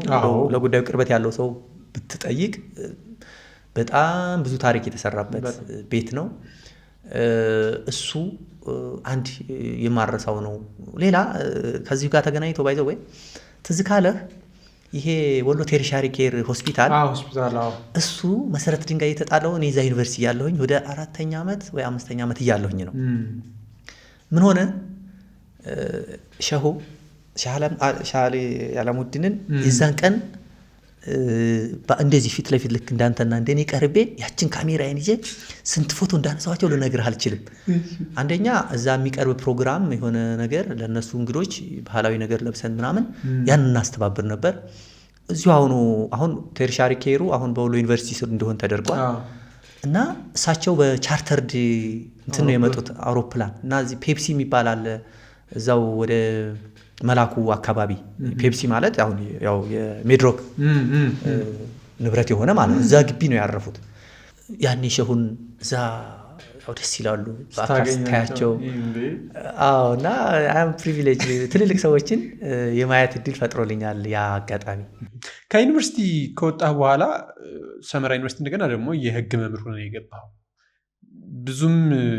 ብዙ ዓመታት ባትቆይም ግን እዛም የህግ አማካሪ ዳይሬክተር እስከመሆን ደርሰህ ነበርና አንዳንዴ ነገሮች ይቀሉልሃል አንተ የሚያሰኝም ነው ማለት በተሎ በጣም በፍጥነት ጉዳዮችን የማግኘትህ የመስራት ጉዳይ ምንድን ነው? እንግዲህ ከወሎ ዩኒቨርሲቲ ግራጁዌት እንዳደረግን ያው ስትመረቅ ስራ ትፈልጋለህ። ስራ ፈለጉን ሁሉ አታውቅም። እኔ አሁን ያኔ ኦፍኮርስ ጥቅምት መጨረሻ አካባቢ ነው ሰመራ ዩኒቨርሲቲ ስራ እድል ያገኘሁት። ግን ከነሐሴ ጀምሮ አዲስ አበባ መጥቼ በጣም በቃ እየተማረርኩ ስራ ስፈልግ ነበር። በግሬ ጋዜጣ እያነበብን እዚህ ለጋራ አካባቢ የሆነች የምናነባት ነበረች። ከዛ ደግሞ ይሄ 4 ኪሎ አላደል ጆሊ ባር ፊት ለፊት አሁን የለም ያ ቦታ አሁን ኦልሬዲ እንደውም አንደርግራውንድ ተደርጓ መንገዱ ሁሉ ምናምና ጆሊ ባር ጋር ሲሄድ ደስ የሚለኝ ምንድነው ሁሉም ሰው ጋዜጣ ያነባል ተደርድረው እና በቃ ደስ ይለኛል። የእውነት ነው ማለት እኔ አይ ፊል ላይክ ኦኬ እኔ ብቻ አይደለሁም ማለት የሁሉ ሰው ስራ ይፈልጋል። የመጀመሪያ ቀን ግን እኔ የተሰማኝ ስሜት ስላለ ነው ቦርድ ሂደህ ስታንም እና ሰውን ስታይ ምንድን የተሰማህ ስራ ፍለጋ ማለት ስራውን እንደማታገኝ ይሰማሃል። ግን ደግሞ ባታገኘውም ደግሞ አንተ ብቻ እንዳልሆንክ ደግሞ ይሰማሃል። እና እኔ እንደውም አንድ ለሚ የሚባል ጓደኛዬ ማስተርስም ስንማር እንደዚሁ አብሮኝ የነበረ ስራ ስንፈልግ በእግራችን እየሄድ ጎበዝ ነው እሱም ሰቃይ ተማሪ ነውና አሁን አንድ የግል ትራንስፖርት ድርጅት ያቋቋመ እዛ ላይ ይሰራ ነው ያለውና ለሚ ወዳጅ ነው። ያኔ ነው በእግራችን እና እኔና ለሚ ምን እንላለን ይሄ የኛ ችግር አይደለም እኔ እናንተ ከፍተኛ ውጤት አምጥተን የተመረቅነው ያኔ እንግዲህ ግራጁዌት ሳደርግ እንዳልኩ ያው ተንጠባጥበ ምናምን ግራጁዌት ሳደርግ ወደ 36 ምናምን ይዤ ነው ግራጁዌት ያደረኩት። ስቲል ጥሩ ውጤት ነው በቂም ባይሆን 36 ሳምቲንግ ነው። ኢት ዋዝ ጉድ ያው ዲስቲንክሽን ነው ግሬድ ዲስቲንክሽን ባይሆንም እና ይሄስ እውነትህን እኮ ነው ምናምን ብለን እንጽናና እርስ በርሳችን እንጽናናለን ማለት ነው። እዛች ሳይ ያው ሁሉ ሰው ስራ ሲፈልግ ምናምን ላይ ያለ አይደል ይሄ እንትን ነገር እግረኞች የሚሻገሩበት እንትን እዛ ላይ ቁጭ እንላለን። ትለክፋለህ ምን ትላለህ ምናምን በቃ ከጎን ትምህርት ሚኒስቴር እንታያለህ። ትምህርት ሚኒስቴር እንታያለህ፣ ታማርራለህ። ደግሞ በጣም በሚያሳዝንህ ከኛ በፊት ልክ ዩኒቨርሲቲ ከፍተኛ ውጤት ያመጡ ልጆች ትምህርት ሚኒስቴር ይመድብ ነበር ዩኒቨርሲቲ አስተማሪ። እኔ አሁን እንደ ቶፕ 3-4 ልጆች ነበር እና ቢመደብ ኖሮ የመመደብ እድል ነበረኝ እና የኛ ጊዜ ቀረ። ዩኒቨርሲቲዎችም አወዳድራቸው ነው እንጂ ከዚህ በኋላ እንደውም ትዝ ካለህ የኛ ለምሳሌ እኔ ጋር በ2000 ዩኒቨርሲቲ የገቡ በ2003 ግራጁዌት ሲያደርጉ ሌላ ዲፓርትመንት 3 ዓመት ምናምን ተምረው ቀጥታ ማስተርስ የተላኩ አሉ። አንዳንዶቹ ደግሞ ቀጥታ ዩኒቨርሲቲ ተመድበው በዩኒቨርሲቲ በኩል ደግሞ ወደ ማስተርስ የተላኩ አሉ። እኛ ያቀረብን በቃ ፈክተህ ጥረህ ግረህ ብላ ተባልን ማለት ነው። እና እንደውም ማስታውሰው እንትን ስንል ይሄ መጽሔት አለ አይደለ መጽሔት ይሄ ልትመረቅ ስትል እናሳትመውና ቃል ላስት ወርድ ስጡ እና እኔ ማስታውሰው አሁን ያኔ ዝም ብለህ ትመርጣለህ ምናምን እና ምን ነበር ያለው እኔ ያልኩት ኢንሻአላህ ይቺ ምን አላት ነው ያልኩት። ግን ደስ ይለኛል ማለት እኔ ትልቅ ደረጃ እንደምደርስ አስባለሁ። ሁላችንም እንደዛ ምን አስበው ለራሳችን ግን ደግሞ እንደዛ ይሰማኝ ነበር እና እኔ ኢንሻአላህ ይቺ ምን አላት ትንሽ አድርገን የሰራው ምን አላት ብዬ በዛ ነው መጽሔቴ ላይ ላስተወር ያስቀመጥኩትና ያንን ሳስብና ደግሞ ገበያው ላይ ደግሞ ስራ እንደሌለ ሲሰማኝ እኔ ምን አገባኝ ይሄ እኔ ችግር አይደለም እኔ እንደዛ ሁሉ ብዬ እንትን ነበር። ይሄ it is not my problem ከኔ የሚጠበቀውን አድርጌያለሁ። እኔ ጥሩ ውጤት ይዤ ነው የተመረቅኩት። ሰብስታንቲቭ እውቀት አለኝ። ኮካሪኩላር አክቲቪቲ ላይ በጣም ጎበዝ ነኝ። ስለዚህ እኔ አሁን እድሉን ባገኝ በደንብ ስራዬን መስራት እችላለሁ። እድሉን ግን የኔ ችግር አይደለም ብዬ ብቻ እንደዛ እያልኩ ምናምን ስል ሰመራ ዩኒቨርሲቲ እንደዚህ ሎው ስኩል ከፍተው ዲፓርትመንት አስተማሪ ቅጥር ማስታወቂያ እንዳወጡ እዛ የሚሰራ አብሮኝ የሰፈሬ ልጅ ዑመር የሚባል አብሮኝ የተማረ በቃ ከታች ጀምሮ እሱ ወደ ዩኒቨርሲቲ ምስገባ እኩል ነው የገባ ነው። እሱ ሌላ ሶሻል ሳይንስ ነው ያጠናው። ቀደም ብሎ ከኔ 1-2 ዓመት ስራ ይዞ እዛ ዩኒቨርሲቲ ይሰራል ማለት ነው። ነገረኝ። ከዛ በመኪና በአዳማ በአዋሽ በገዋኔ ሚሌ ምናምን ብዬ ሎጊያ የሚባል ያ መስመር ለመጀመሪያ ጊዜ በቃ እንደዛ ሲሄድና በጣም የገረመኝ ሚሌ ደርሼ ሚሌን ስታልፍ ሰለሜ የምትባል እንደ ዚግዛግ የሆነች መንገድ አለች ወደ ሎጊያ ልትገባትና አሁን ይሄ የአዋሺ እንትኑ አለ አይደል የተንዳው ስኳር እዛ ግድብ አለ እና ልክ ግድቡ ጋር ሰጋፊ የተቃጠለ ጥቁር ድንጋይ ነው የምታየው የቮልካኑ አዎ እና እንደው ከዚህ አልፌ ደግሞ በጣም ይሞቃል እንደው ከዚህ አልፌ ጃውን የሆነ ሀገር ይገኛል ምናምን ላለው እንግዲህ የምታስበው አንተ በነበርክበት ነው። እኔ የትም ብቻ ስራ ላገኝ እንጂ የትም ቢሆን እሰራለሁኝ ኢነርጂው አለኝ ምናምን አቅም እንዳለኝ አምናለሁ ምናምን። ስራ ግን ጠፋ። ጥቅምት ደረሰ፣ ነሐሴ፣ መስከረም እና ደግሞ የተወሰኑት ላይክ ለምሳሌ እንደነ ጥቤ የሚባሉት እኔ ጋር ኮምፒት ምናደርግ የነበሩት ጉምሩክ ገቡ ተባለ። የተወሰኑ ደግሞ የጁዲሻል ትሬኒንግ ምናምን መጣ። እኔ ግን እንደው በቃ ድሮም ጀምሬ ቱ ቢ ኦነስት ዳኛ የመሆን ምናምን እንደዚህ ኢቭን ጠበቃ የመሆን እንትን የለኝም ማለት ውስጤ በዚህ በማህበራዊ አገልግሎቱ ላይ ነው ውስጤ ያለው። ዩኒቨርሲቲ ግን አስተማሪ መሆን በጣም እንትን ምንለው ነው። ያው አስተማሪዎቻችን በጣም ቫልዩ ስለምናከብር ጭምር ይመስለኛል ተጽዕኖም ስለሚያደርጉብን ይመስለኛል አስተማሪ መሆንን ከታችም ጀምረን ስንማር ጡረታ እንዳንወጣ ያንን እንትን ስንል አስተማሪ መሆን ነው ትልቁ። ያው ቅርብ የምታየው መምህር እነሱ ኢንፍሉዌንስ ያደርጉሃል። በጣም ጥሩ መምህራን አሉ በጣም ዲሲፕሊን እንደሆኑና ተመርቄ እንደነሱ በሆንኩ ምናምን ብለህ ታስባለህ ይመስለኛል። እና ብቻ ሄድኩኝ ምናምን ጓደኛዬ ተቀበለኝ። ከዛ ሄድን ተፈተንን። ስንፈተን በአጋጣሚ ሆኖ እኔና ሌሎች መስፍኔን ጨምሮ ሌሎች መሐመድ ብርሃን የሚባል ሶስታችን አለፍን። ከዛ ከፍተኛ ውጤት ያገኘሁት እኔ በአጋጣሚ። ከዛ በቃ እዛው ሳልመለስ ቅጥር ምናምን ጨረስን ማለት ነው። ቅጥር ጨረስን ምናምን ከዛ እንትን አልኩ። ያው እንግዲህ ቤት ታሟላለህ ዕቃ ምናምን ደግሞ ስትሄድ የትራንስፖርት የምን ተበድረ ምናምን የምትሄደው። ከዛ እንትን አልኩ በቃ እንትን ማመልከቻ አስገባሁና ግማሽ ደሞዜን አበድሩኛል። ገና ስራ ሳትጀምር ገና ስራ እንደጀመርኩ በቃ ውል እንደፈረምኩ። ከዛ ያው እዛ ሀገር ደስ የሚልህ እኔ አፋርን በጣም ቫልዩ ማረገው ደግሞ ከታች ካሉት እነዚህ ተፍተፍ ምላቸው ነገሮች እንዳሉ ሆነው ፕሮፌሽናል ኬሪየር ላይ በተለይ ዶክተር አደም ቦሪ የኔ ፕሬዚዳንት የነበሩት አለቃዬ ቅርብ አለቃዬ በተለይ የህግ ክፍል አማካሪ በነበርኩ ጊዜ በጣም በቃ ትልቅ አስተዋጽኦ አድርገውልኛል። ለኔ መሰራት ለኔ ይሄ ቢሮክራሲን መልመድ ኳሊቲ ነገር ደሊቨር ማድረግ ብቻ እንደዛና ያንን ተፈቀደልኝ። ከዛ ሎው ስኩል ዲፓርትመንት ከፈትን። ተማሪ ለመጀመሪያ ጊዜ ሎው ስኩል ዲፓርትመንት ተማሪዎች ተቀበልን። አንተ የመጀመሪያው ሎው ስኩል ገቢ ነበር። ድጋሚ ሰመራ ዩኒቨርሲቲ ደግሞ የሎው ስኩል የመጀመሪያው እንግዲህ ከኔ ቀደም ብሎ ኡስማን ኑርዬ የሚባሉ ነባር ይዘው አካባቢ ተወላጆች ተቀበለ ማለት። ከዛ እሱ ብቻ ሳይሆን አሁን ሎው ስኩሉም ተከፍቶ ኮምፒቲቲቭ በሆነ መልኩ ለምሳሌ ኑርዬ ቀደም ብሎ እዛው ህግ ክፍል የነበረ ነው፣ ጎበዝ ጠበቃ ነው። ኡስማንም የዛው አካባቢ ተወላጅ ነው። ቀደም ብሎ ኦልሬዲ ዲፓርትመንቱን ማቋቋም ስለፈለጉ እና ከመቀሌ ዩኒቨርሲቲ ግራጁዌት አድርጎ የመጣ ነው። ቀደም ብሎ ተቀጥሯል። እኛ ግን ተወዳድረን ሎው ስኩል የመጀመሪያ የተቀጠር ነው እኛ ነን። ኤንድ የመጀመሪያም እንዳነሳው ተማሪዎችን ቅበላ ያደረግ ነው እኛ ነን። እና ጩጬ ሆነ እንግዲህ ያው ግራጁዌት አድርገን እና ደግሞ ማቴሪያል የለም ላይብረሪ የለም ምን የለም። እነዛ ልጆች ደግሞ ሲመጡ ያው ሙቀቱ በጣም ያስቸግራል ምናምንና ዲስከሬጅድ እንዳይሆኑ በጣም ኢንቲመሲ መፍጠር ምናምን አለብህ። ልጆቹን ማበረታታት ምናምንና ደግሞ እኔ ቀደም ብሎ እንዳልኩህ በተለያዩ እንቅስቃሴዎች ተሳተፍ ስለነበር ዲፓርትመንቱ ላይ እንደው ዲፋክቶ ዲን ማለት ትችላለህ። በጊዜው ኡስማን በነፃነት ይሰጠኛል፣ ይወክለኛል።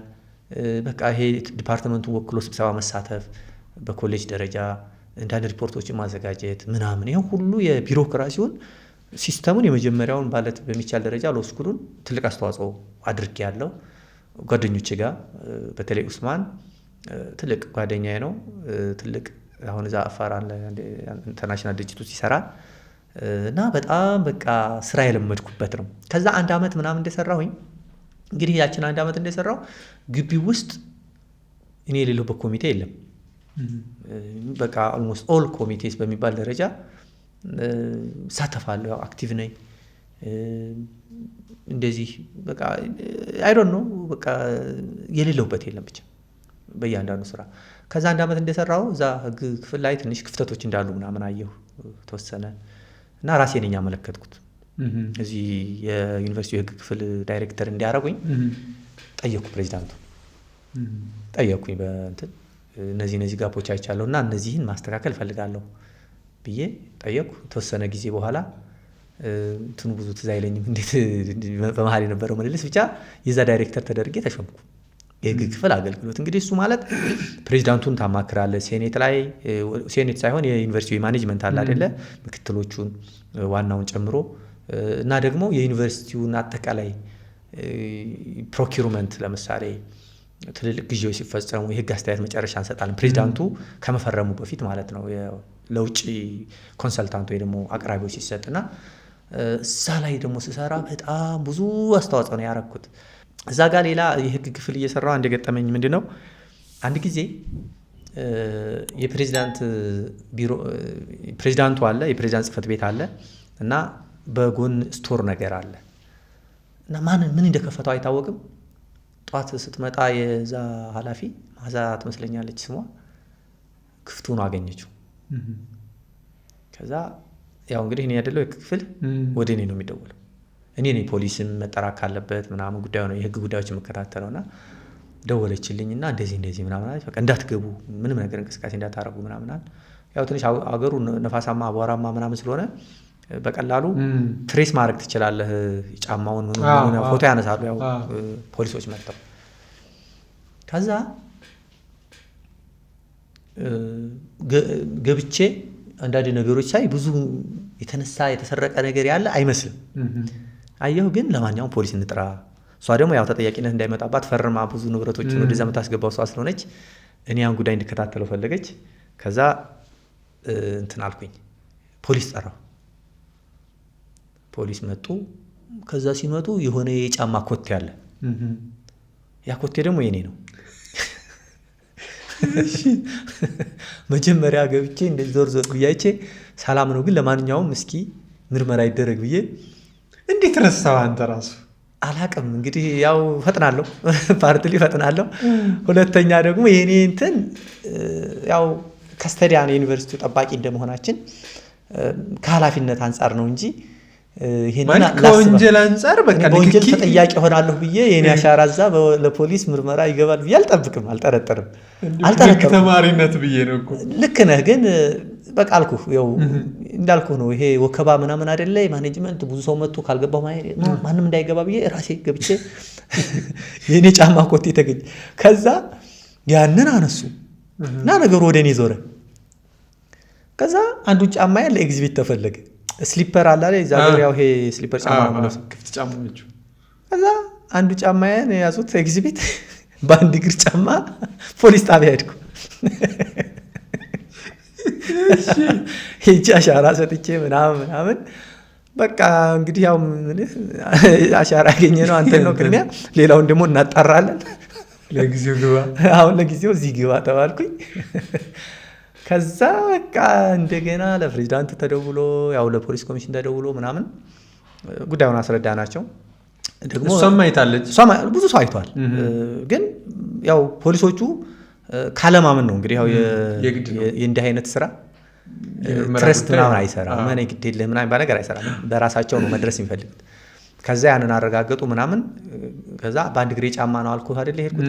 ከዛ ያው አይ ዶንት ኖ በምን አይነት ዋስትና እንደሆነ ብቻ ወጣሁኝ። ጫማዬንም ሰጡኝ። ኤግዚቢት ላይ ያደረጉት አስበው አንዱ ጫማዬን ያስቀሩት ሌላ ጫማ እንደገና ልገዛ ማለት ነው። ከዛ እሱ ትዝ ይለኛል። ከዛ ደግሞ አሳይታ ያኔ ከኢትዮጵያ ሰብአዊ መብቶች ኮሚሽን ጋር ሆነን ሌጋል ኤድ ሴንተር 4 ቦታ ከፍቼ ነበር። በጣም ደስ የሚለኝ ሂውማን ራይትስ ኮሚሽንም አብርሃም አያሌው የሚባል አሁን የዩኤንኦዲሲ የኢትዮጵያ ኦፊስ ኃላፊ ነው። የኮሚሽኑ የህግ ክፍል ኃላፊ ነበርና ብዙ ዩኒቨርሲቲዎች ጋር እንዲህ አይነት ሌጋል ኤድ ሴንተሮችን ያግዙ ነበር። በኮሚሽኑ ወደ 134,000 ብር ያለ ትልቅ ብር ነው።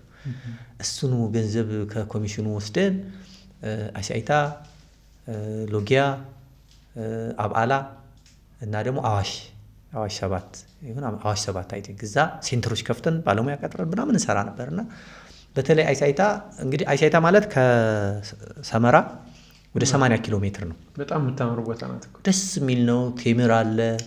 በቃ የሆነ የበረሃ ገነት የምትባል ዋሽም ጨርስበት አለፍ ብለህም ደግሞ በዛ መስመር ደግሞ ትንሽ ከፍ ስትል ወደ አፋምቦ ከዛ ደግሞ ከፍ ስትል ትንሽ ስትሄድ ደግሞ ወደ ጅቡቲ ትገባለህ ምናምን እና ደስ የሚል ጎድጓዳ ሆኖ በጣም ደስ የሚል ሀገር ነው። በጣም ወደዋለሁኝ እኔ ያንን ሀገር እና እዛ ደግሞ ሲሄድ የሌጋል ኤድ ይሰጥ ነበር። በቃ ለፍርድ ቤት ቀጠሮ ሄጄ የዩኒቨርሲቲውን ኬዝ ይዤ እዛ ደግሞ ኬዞች ሳገኝ በነፃ እንደውም እዛ አንድ ህፃን ልጅ ማስታውሰው ህፃናት ሲጫወቱ በሆነ ነገር ይመታውና ይሞታል አንደኛው ጓደኛው ህፃን። ከዛ እዛ ህፃን ትንሽ የህፃን ልጅ ነው እንግዲህ እኔ 8 ዓመት 9 ዓመት 7 ዓመት 9 አይሞላው ቢሆነው ነው እዛ ታስሮ አገኘው እስር ቤት። አሳይታ እና እንዴት ብዬ በቃ አፋርኛ አልችልም።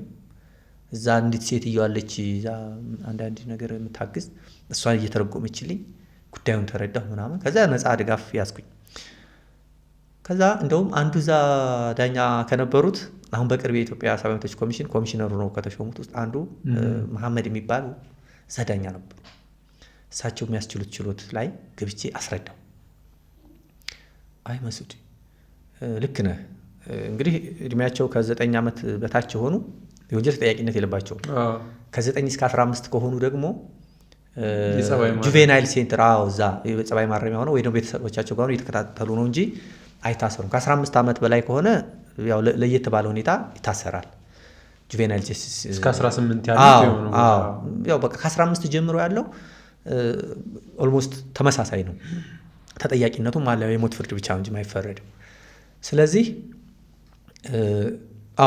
ግን በባህሉ ዛገር አንድ ሰው የአንድን ጎሳ አባል ሲገል ጎሳውን ጥቃት እንዳደረሰ ጎሳውን እንደደፈረ ነው የሚታየው። ስለዚህ ብቀላ ሊገጥም ይችላል። ይህንንም ህፃን ጨምሮ ሌላ ምን ሊል ይችላል። ስለዚህ መፍትሄው ለሱም እንደ ፕሮቴክሽን ነው። ጉዳዩ በእርቅ መድአ ይባላል ባህላዊ የፍትህ ስርዓታቸው። በዛ መፍትሄ እስከሚያገኝ ጊዜ ድረስ እሱን እንትን ለማለት ነው እንጂ እንደዚህ አይደለም ያሉኝ። አንድ ማረሳው የሌጋል ኤድ ላይ የገጠመኝ ኬዝ ነው። ሌላ ዩኒቨርሲቲ ያለሁኝ እንግዲህ እንዳልኩ የህግ ክፍል ኃላፊ ነኝ። አንድ ኬዝ ከግዢ ጋር የገጠመ ነገር የለም። እውነት ነው። እሱ ላይ አንድ ምን ገጠመኝ መሰለህ? የህግ ክፍል ኃላፊ ሆኜ አንድ የሶፍትዌር ግዥ በአካዳሚክ ቫይስ ፕሬዚዳንቱ በኩል ይፈጸማል። እንግዲህ ሬጂስትራር በአካዳሚክ ስር ነው እና የሬጂስትራር ሶፍትዌር አለ አይደል? የተማሪዎች ይሄ ዳታ ግሬዳችን ምናምን ኤቭሪ ዶኩሜንታችን እዛ የሚቀመጥበት እና እሱን አፕግሬድ ለማድረግ ከአንድ ኮንሰልታንት ጋር የአይቲ ባለሙያ ሰው ጋር ተነጋግረው አፕግሬድ የማድረጉ ስራ ይሰራና ክፍያ ይጠየቃል። ግን ውሉ ሲታይ የአካዳሚክ ቫይስ ፕሬዚደንቱ ቀጥታ ከዛ ኮንሰልታንት ጋር ውል ያደረጉት ነው በቢሮ ማህተሙ ማለት ነው። የእኛ እንግዲህ ያው የፌዴራል ተቋም እንደመሆኑ ዩኒቨርሲቲው የግዢ ኤጀንሲ የሚባል አለ። የግዢ አሰራር ስርዓት አለው። አንደኛው የግዢ ፍላጎት በአመቱ ቀድሞ መምጣት አለበት። ለምሳሌ ለቀጣይ ዓመት የምትፈልገው ግዢ ፍላጎት ካለ ሰኔ ላይ አስገብተህ ቀደም ብለህ መጽደቅ አለበት። በግዢ ኤጀንሲ በኩል ነው አንዳንድ የማዕቀፍ ግዢ የሚባል አለ ሁሉ የሚደረገው ምናምን። አኑዋል የግዢ ፍላጎቱም ላይ አልቀረበም። ሁለተኛ የግዢ ፍላጎትን ለግዢ ዲፓርትመንት ግዢና ንብረት አስተዳደር ምናምን የሚባል ዲፓርትመንት ግዢ ብቻ ግዢ የሚባል ዲፓርትመንት አለ። ጣሃ የሚባል ነበረ የዛ ኃላፊ። አሁን የብሔራዊ ምርጫ ቦርድ የአፋር ቅርንጫፍ ጽሕፈት ቤት ኃላፊ ነው ዘንድሮ አይ ቲንክ ያለ ይመስለኛል። እዛ ላይ ጣሃ እዛ ላይ አለ። እኔ ደግሞ ህግ ክፍል አለው። ፕሬዚዳንቱ ዶክተር አደም አለ። አካዳሚክ ላይ ዶክተር አብርሃም አሁን ዶክተር ሆነዋል። እንደ ሀገር ትምህርቱን ጨርሶ እንደመጣ ሶሻል ሚዲያ ላይ ያለው እና ያ ጥያቄ ደግሞ ገንዘቡ ትንሽ ከፍ ያለ ነው። አይ ቲንክ ከ3 ሚሊዮን በላይ ምናምን ነውና ያንን አይነት እንትን ደግሞ አፕሩቭ የሚያደርገው ፕሬዚደንቱ ነው። ፕሬዚደንቱ ደግሞ እኛን አስተያየት ጠይቃል። ዶክተር አደም በጣም ጠቃቃ ሰው ነው። በጣም የማከብረው በቃ እንዳልኩ ይሄን ቢሮክራሲን ዲቴይል ኦሪየንትድ ነው። በቃ ለእኔ በተለይ እንትኔን አሁንም ያለሁበትን እንትን የሊደርሺፕ እንትኔ ላይ በተወሰነ ደረጃ ተጽዕኖ አድርጓል ብዬ የማስበው ሰው ነው እና ያ እንትን ይህን አሁን ያልኩን ፕሮሲጀር የተከተለ አይደለም። ግዢ ክፍልም ስንጠይቅ አያውቁትም። የግዢ ፍላጎትም አልቀረብም። አግሪመንቱ ደግሞ በአካዳሚኩ ፕሬዚዳንት እና በዚህ የተደረገ ነው እና የህግ አስተያየት ስጥበት ብሎ ፕሬዚዳንቱ ወደ እኔ መራው። ከዛ ይሄ የግዢ ሂደቱን የተከተለ ስላልሆነ ሁለት አማራጭ ነው ያለው። እንደገና ሂደቱ የግዢ ሂደቱን ተከትሎ መምጣት አለበት፣ አለበለዚያ ክፍያውን መፈጸም አንችልም የሚል ምክር ያው የህግ አስተያየት ብለህ እንደዚህ ወረቀቷን ታጥፍና ትላለህ። ከዛ ያንን ተይዞ ጉዳዩ ወደዛ ደረሰ። ከዛ ያ ሶፍትዌር ባለሙያ ፓስወርዱን ቀይሮ ተመልሶ የተማሪውን የሬጂስትራሩ ላይ ያለውን በሙሉ ዳታ ያለውን የተማሪዎቹን ሶፍትዌሩ እሱ አፕግሬድ ስላደረገው ፓስወርዱን ቀይሮ ጥሎ ወደ አዲስ አበባ መጣ። ስለዚህ ውሉ ሳይፈጸም ነው ዝም ብሎ በቃ ያው ለማስገደድ እኮ ነው። አሁን ማለት አማራጭ ስለሌላቸው አሁን ኦልሬዲ በምንም መልክ እንትን ስለማይሉት ያላቸው አማራጭ ይደራደራሉ ይመስለኛል በሚል ከዛ በኋላ ምንድነው የሚደረገው የሚል ምክክር ተደረገ።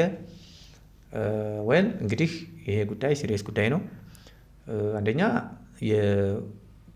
በተወሰነ ደረጃ የሙስና ኤሌመንት አለው፣ ስልጣን አላግባብ የመጠቀም ኤሌመንት አለው። ምክንያቱም በቫይስ ፕሬዚዳንት ደረጃ ያለ ሰው ይህን አያውቅም ተብሎ አይገመትም። በሁለተኛ ደረጃ ደግሞ የህዝብን ጥቅም በሚጎዳ መልኩ እንዲህ አይነት ጉዳት አድርሶ ሄዷል ይሄ የሶፍትዌሩ ባለሙያ ሰው። ስለዚህ አቤቱታችንን ለአፋር ፖሊስ አመለከትን። አፋር ክልል ፖሊስ ኮሚሽን እኔና ፕሬዚዳንቱ በምትሰራበት መንገድ በራስ ሙያዊ እንትን ተጠቅመህ ፕሮሲድ አድርግ የሚል ኢምፓወር አደረገኝ። በዛ ጋር ጉዳዩን ተከታተልኩኝ። ኮሚሽኑ ላይ አንድ መርማሪ ተመደበ።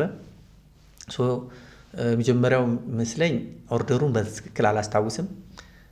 አካዳሚክ ፕሬዚዳንቱ ሰውዬ ሊታሰር ሆነ። በመጥሪያ ተይዞ ምናምን አይሳይታ ምንድነው ሎጊያ ምንድነው ሰመራ ለተወሰነ ጊዜ ታሰረ። በኋላ ወደ አይሳይታ ሄዶ ብዙ ቆይቶ ነው በኋላ የወጣው። እኔም ለትምህርት ማስተርስ መጣሁኝ። የዛኛውን ጉዳይ ግን ምን አደረግን? ከአፋር ፖሊስ እና እኛ ሆነን በጋራ ውሉ ላይ ወደዚህ ወደ ቀጨኔ አካባቢ ወደ አዲሱ ገበያ እዛ አካባቢ የሆነ ህንፃ ስም ጠቅሶ እዚህኛው ፍሎር ላይ ነኝ የሚል ውሉ ላይ አለ። ያው እንግዲህ ብዙ መረጃ ታሰባስባለህ። ስልኮች ደግሞ የግል ስልኮቹ እዛ ሞባይል ስልኮቹ እኛም በደህናው ጊዜ ስንደዋወልበት የነበረው እዛው ይሄን ፕሮሰስ እያስደረገ ምናምን። ከዛ መጣን ከአፋር ፖሊስ ለአዲስ አበባ ፖሊስ፣ ለፌዴራል ፖሊስ፣ ለኦሮሚያ ፖሊስ፣ ለሁሉም ክልል ፖሊስ ኮሚሽኖች ደብዳቤ ይዘን እኔና አንድ መርማሪ ስሙ ጠፋብኝ አሁን በጣም ማከብረው ትልቅ ሰው ነው መጣን አዲስ አበባ። ከዛ አዲስ አበባ ስንመጣ ያ ህንፃ የለም እዛ ቦታ የተባለው ህንፃ የለም። ብንጠይቅም የለም። በቃ ያው ብትደውልም አያነሳም። ያው መረጃም ይደርሰዋል የተፈለገ እንደሆነ። ከዛ አማራጭ ጠፋ። ወደ 15 ቀን ነው የቆየ ነው። ከዛ ይሄ ምልህ መርማሪው እዚህ አዲስ አበባ ፖሊስም ሰርቷል የተወሰነ ጊዜና ያውቃቸዋል፣ በራሳቸው ኔትወርክ አላቸው። እንግዲህ አማራጭ ሲናጣ በስልኩ ማፈላለግ ነው እና እሱን ደግሞ ወይ ኮሚሽነሩ ነው ወይ ደግሞ ምክትል ኮሚሽነር ነው ይሄንን አውቶራይዝ የሚያደርገው። ኤንድ አይፈቀድም ማለት የግለሰብን እንቅስቃሴ ስልኩን ያው ማለት የት እንዳለ ምናምን ጂፒኤስ ምናምን የሚከታተሉበት መንገድ ማለት ነው። ከዛ ይሄን አስረዳ። የዚህ ሁሉ ተማሪ ስንት ሺህ ተማሪ ዳታ ነው እንደዚህ ሆነብን። ይሄን ሰውዬ ካላገኘንና እንትኑ ካልተከፈተ በቃ ሁሉ ዳታ ነው የምናጣው። ሁለተኛ ደረጃ ፕሮኪውርመንት የተደረገበትን መንገድ የህግ ፕሮሲጀሩን የተከተለ አይደለም በሚል ይህንን አስረዳን። ከዛ በኋላ ራሳቸው በራሳቸው መንገድ በሰጠናቸው አንድ ሁለት ስልኮች እንትን ማለት ጀመሩ። ይሄ ትሬስ ማለት አት ሳም ፖይንት አምቦ አካባቢ ያሳየን አሉ። ያው እንግዲህ 2 3 4 ጊዜ መታየት አለበት ደጋግሞ እዛ አካባቢ ላለ ፖሊስ ለመጻፍ። ከዛ ጠፋ። ወደ ቢሾፍቱ አካባቢ አሳየን አሉ።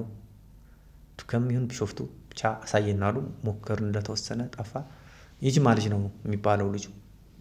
ከዛ ጅማ ላይ አሳየን አሉ። ደጋግሞ ጅማ ላይ አሳየ። ከዛ ለጅማ ፖሊስ፣ የኦሮሚያ ፖሊስ ወደዚህ ወደ ግሎባል አካባቢ ነው ቢሮአቸው የነበረው በሰዓቱ። እዛ ሄደን ጠየቅን። ከዛ ለጅማ ፖሊስ ተጻፈ። ዲቴይሉ ያው ያላቸው ኮሚኒኬሽን ተግባቡ። ከዛ የጅማ ፖሊስ ይዞት መጣ፣ ሰውየው ይዞት መጣ። እዛ እኛ ተያየን፣ እንዴት ነህ ሰላም ነህ ተባባል። ይዘን ልንሄድ ነው እኔና ያ ፖሊስ መኪና ምናምን ይዘን የመጣ ነው። ከዛ የኦሮሚያ ፖሊስ ነው ራሳችን እናመጣለን፣ እንደናንተ አንሰጥም፣ ራሳችን መተን ለፖሊስ ኮሚሽን እናስረክባለን አሉ። ኦኬ አልኩኝ። ከዛ ተያይዘን ሄድን፣ መጣ። ከዛ በኋላ ታሰረ። በወንጀል ያው ይፈለግ ስለነበረ እሱም ወደ አሳይታ ማረሚያ ቤት ተዛወረ። ምን ያክል ጊዜ እንደቆየ ብዙ እንትኑ የለኝም። እኔ ያኔ ወደ ትምህርት መጣሁኝ። ማስተርስ አዲስ አበባ ለማስተርስ እንግዲህ ምንድነው 1 ዓመት እንዳስተማር የማስተርስ እድል በየአመቱ ይመጣል እና 1 ዓመት እንዳስተማር እድሉ ሲመጣ የኔ ጓደኞች ይመጡ ወደ ማስተርስ። እኔ ግን ነው አልኩት፣ ነው እኔ ይሆን አልሄድም አልኩኝ። ኢቭን የውጭ ህንድ ምናምን ነበረ አዲስ አበባ ዩኒቨርሲቲ መጥቶ ነበር፣ እኔ አልሄድም አልኩ። ለምን መሰለህ ያኔ ደህና በቃ ስራ ዩኒቨርሲቲ ውስጥ ደህና ስራ እየሰራሁ ነው እና እኔ ደግሞ ልምዱን እፈልጋለሁ። የተወሰነም በቃ እኔን የሚሸት አስተዋጽኦ ማድረግ እፈልጋለሁ። ሲስተሙ ላይ ገብቻለሁ፣ ተጽዕኖ እየፈጠርኩ ነው፣ ዩኒቨርሲቲ ውስጥ ጥሩ አስተዋጽኦ እያደረኩ ነው ምናምንና ተምሬም ብመጣ ያው አስተማሪ ነው መሆኑ ቤት ይሄድብኛል ብዬ እንትን አልኩኝ። ኖ ብዬ 1 ዓመት ቻንሴን አሳለፍኩ ማለት ነው። ከዛ 2ኛ ዓመት ሲመጣ እሱን ያው ግዴታ ምልህ ዩኒቨርሲቲውም የግድ እንትን ይላል። አዎ ያው የትምህርት እንትናችሁን ትምህርት ሚኒስቴር ያስገድዳል። ሌክቸረር መሆን አለብህ። ያኔ አሲስታንት ሌክቸረር ነው የምንባለው። ከዛ ሌክቸረር ለመባል ማስተርስ መያዝ አለብህ። እንደዛ ነገሮች ስለነበሩ እኔም ተስማማሁኝ። ከዛ እዚህ ማስተርስ ከመጣሁ በኋላ ከሰሰን በፍትሐ ብሔር። ይሄ ምልህ የአይቲ ባለሙያ ሰውዬ የተወሰነ ጊዜ ራሱ ልደታ እየተመላለስኩ ከታተል ነበረ። እኔ ስወጣ የመደብኩት የህግ ክፍል ኃላፊ የወከልኩት በኋላ ፕሬዚዳንቱ ያጸደቀለትም እሱም እየመጣ ብዙዎቹን የምስክር ሲሰማ ምናምን ትዝ ይለኛል ከታተለው ነበር። መጨረሻም ያው እኔ ወደዚህኛው ወደ ትምህርቴ ላይ ሳላተኮርኩኝ አሸነፉ ዩኒቨርሲቲው። አብርሃምም ከዛ ወጣ፣ እዚህ መጥቶ እዚህ አንድ ትልቅ ተቋም ይሰራ ነበረ፣ የመንግስት ተቋም በመሀል ህንድ ሀገር ለፒኤችዲ ሄዶ አሁን ተመልሷል። አሁን እርግጠኛ የት እንደሚሰራ አላውቅም፣ ግን ያው አልፎ ሶሻል ሚዲያ ላይ ምናምን አየዋለሁ። ከዛኛው ካይቱ ባለሙያ ጋር ተገናኝተን አናውቅም። ግን አዲስ አበባ ዩኒቨርሲቲ አንድ እየተማርክ ማስተርስ በጣም በትልቁ የሚነሳ አንተ ጋር በሽብር ወንጀል የተከሰሱ ሰዎችን በጣም ትከታተል ነበር፣ አናሊሲስ ሰርጥ ነበር። ለምንድን ነው ያን ታረግ የነበረው?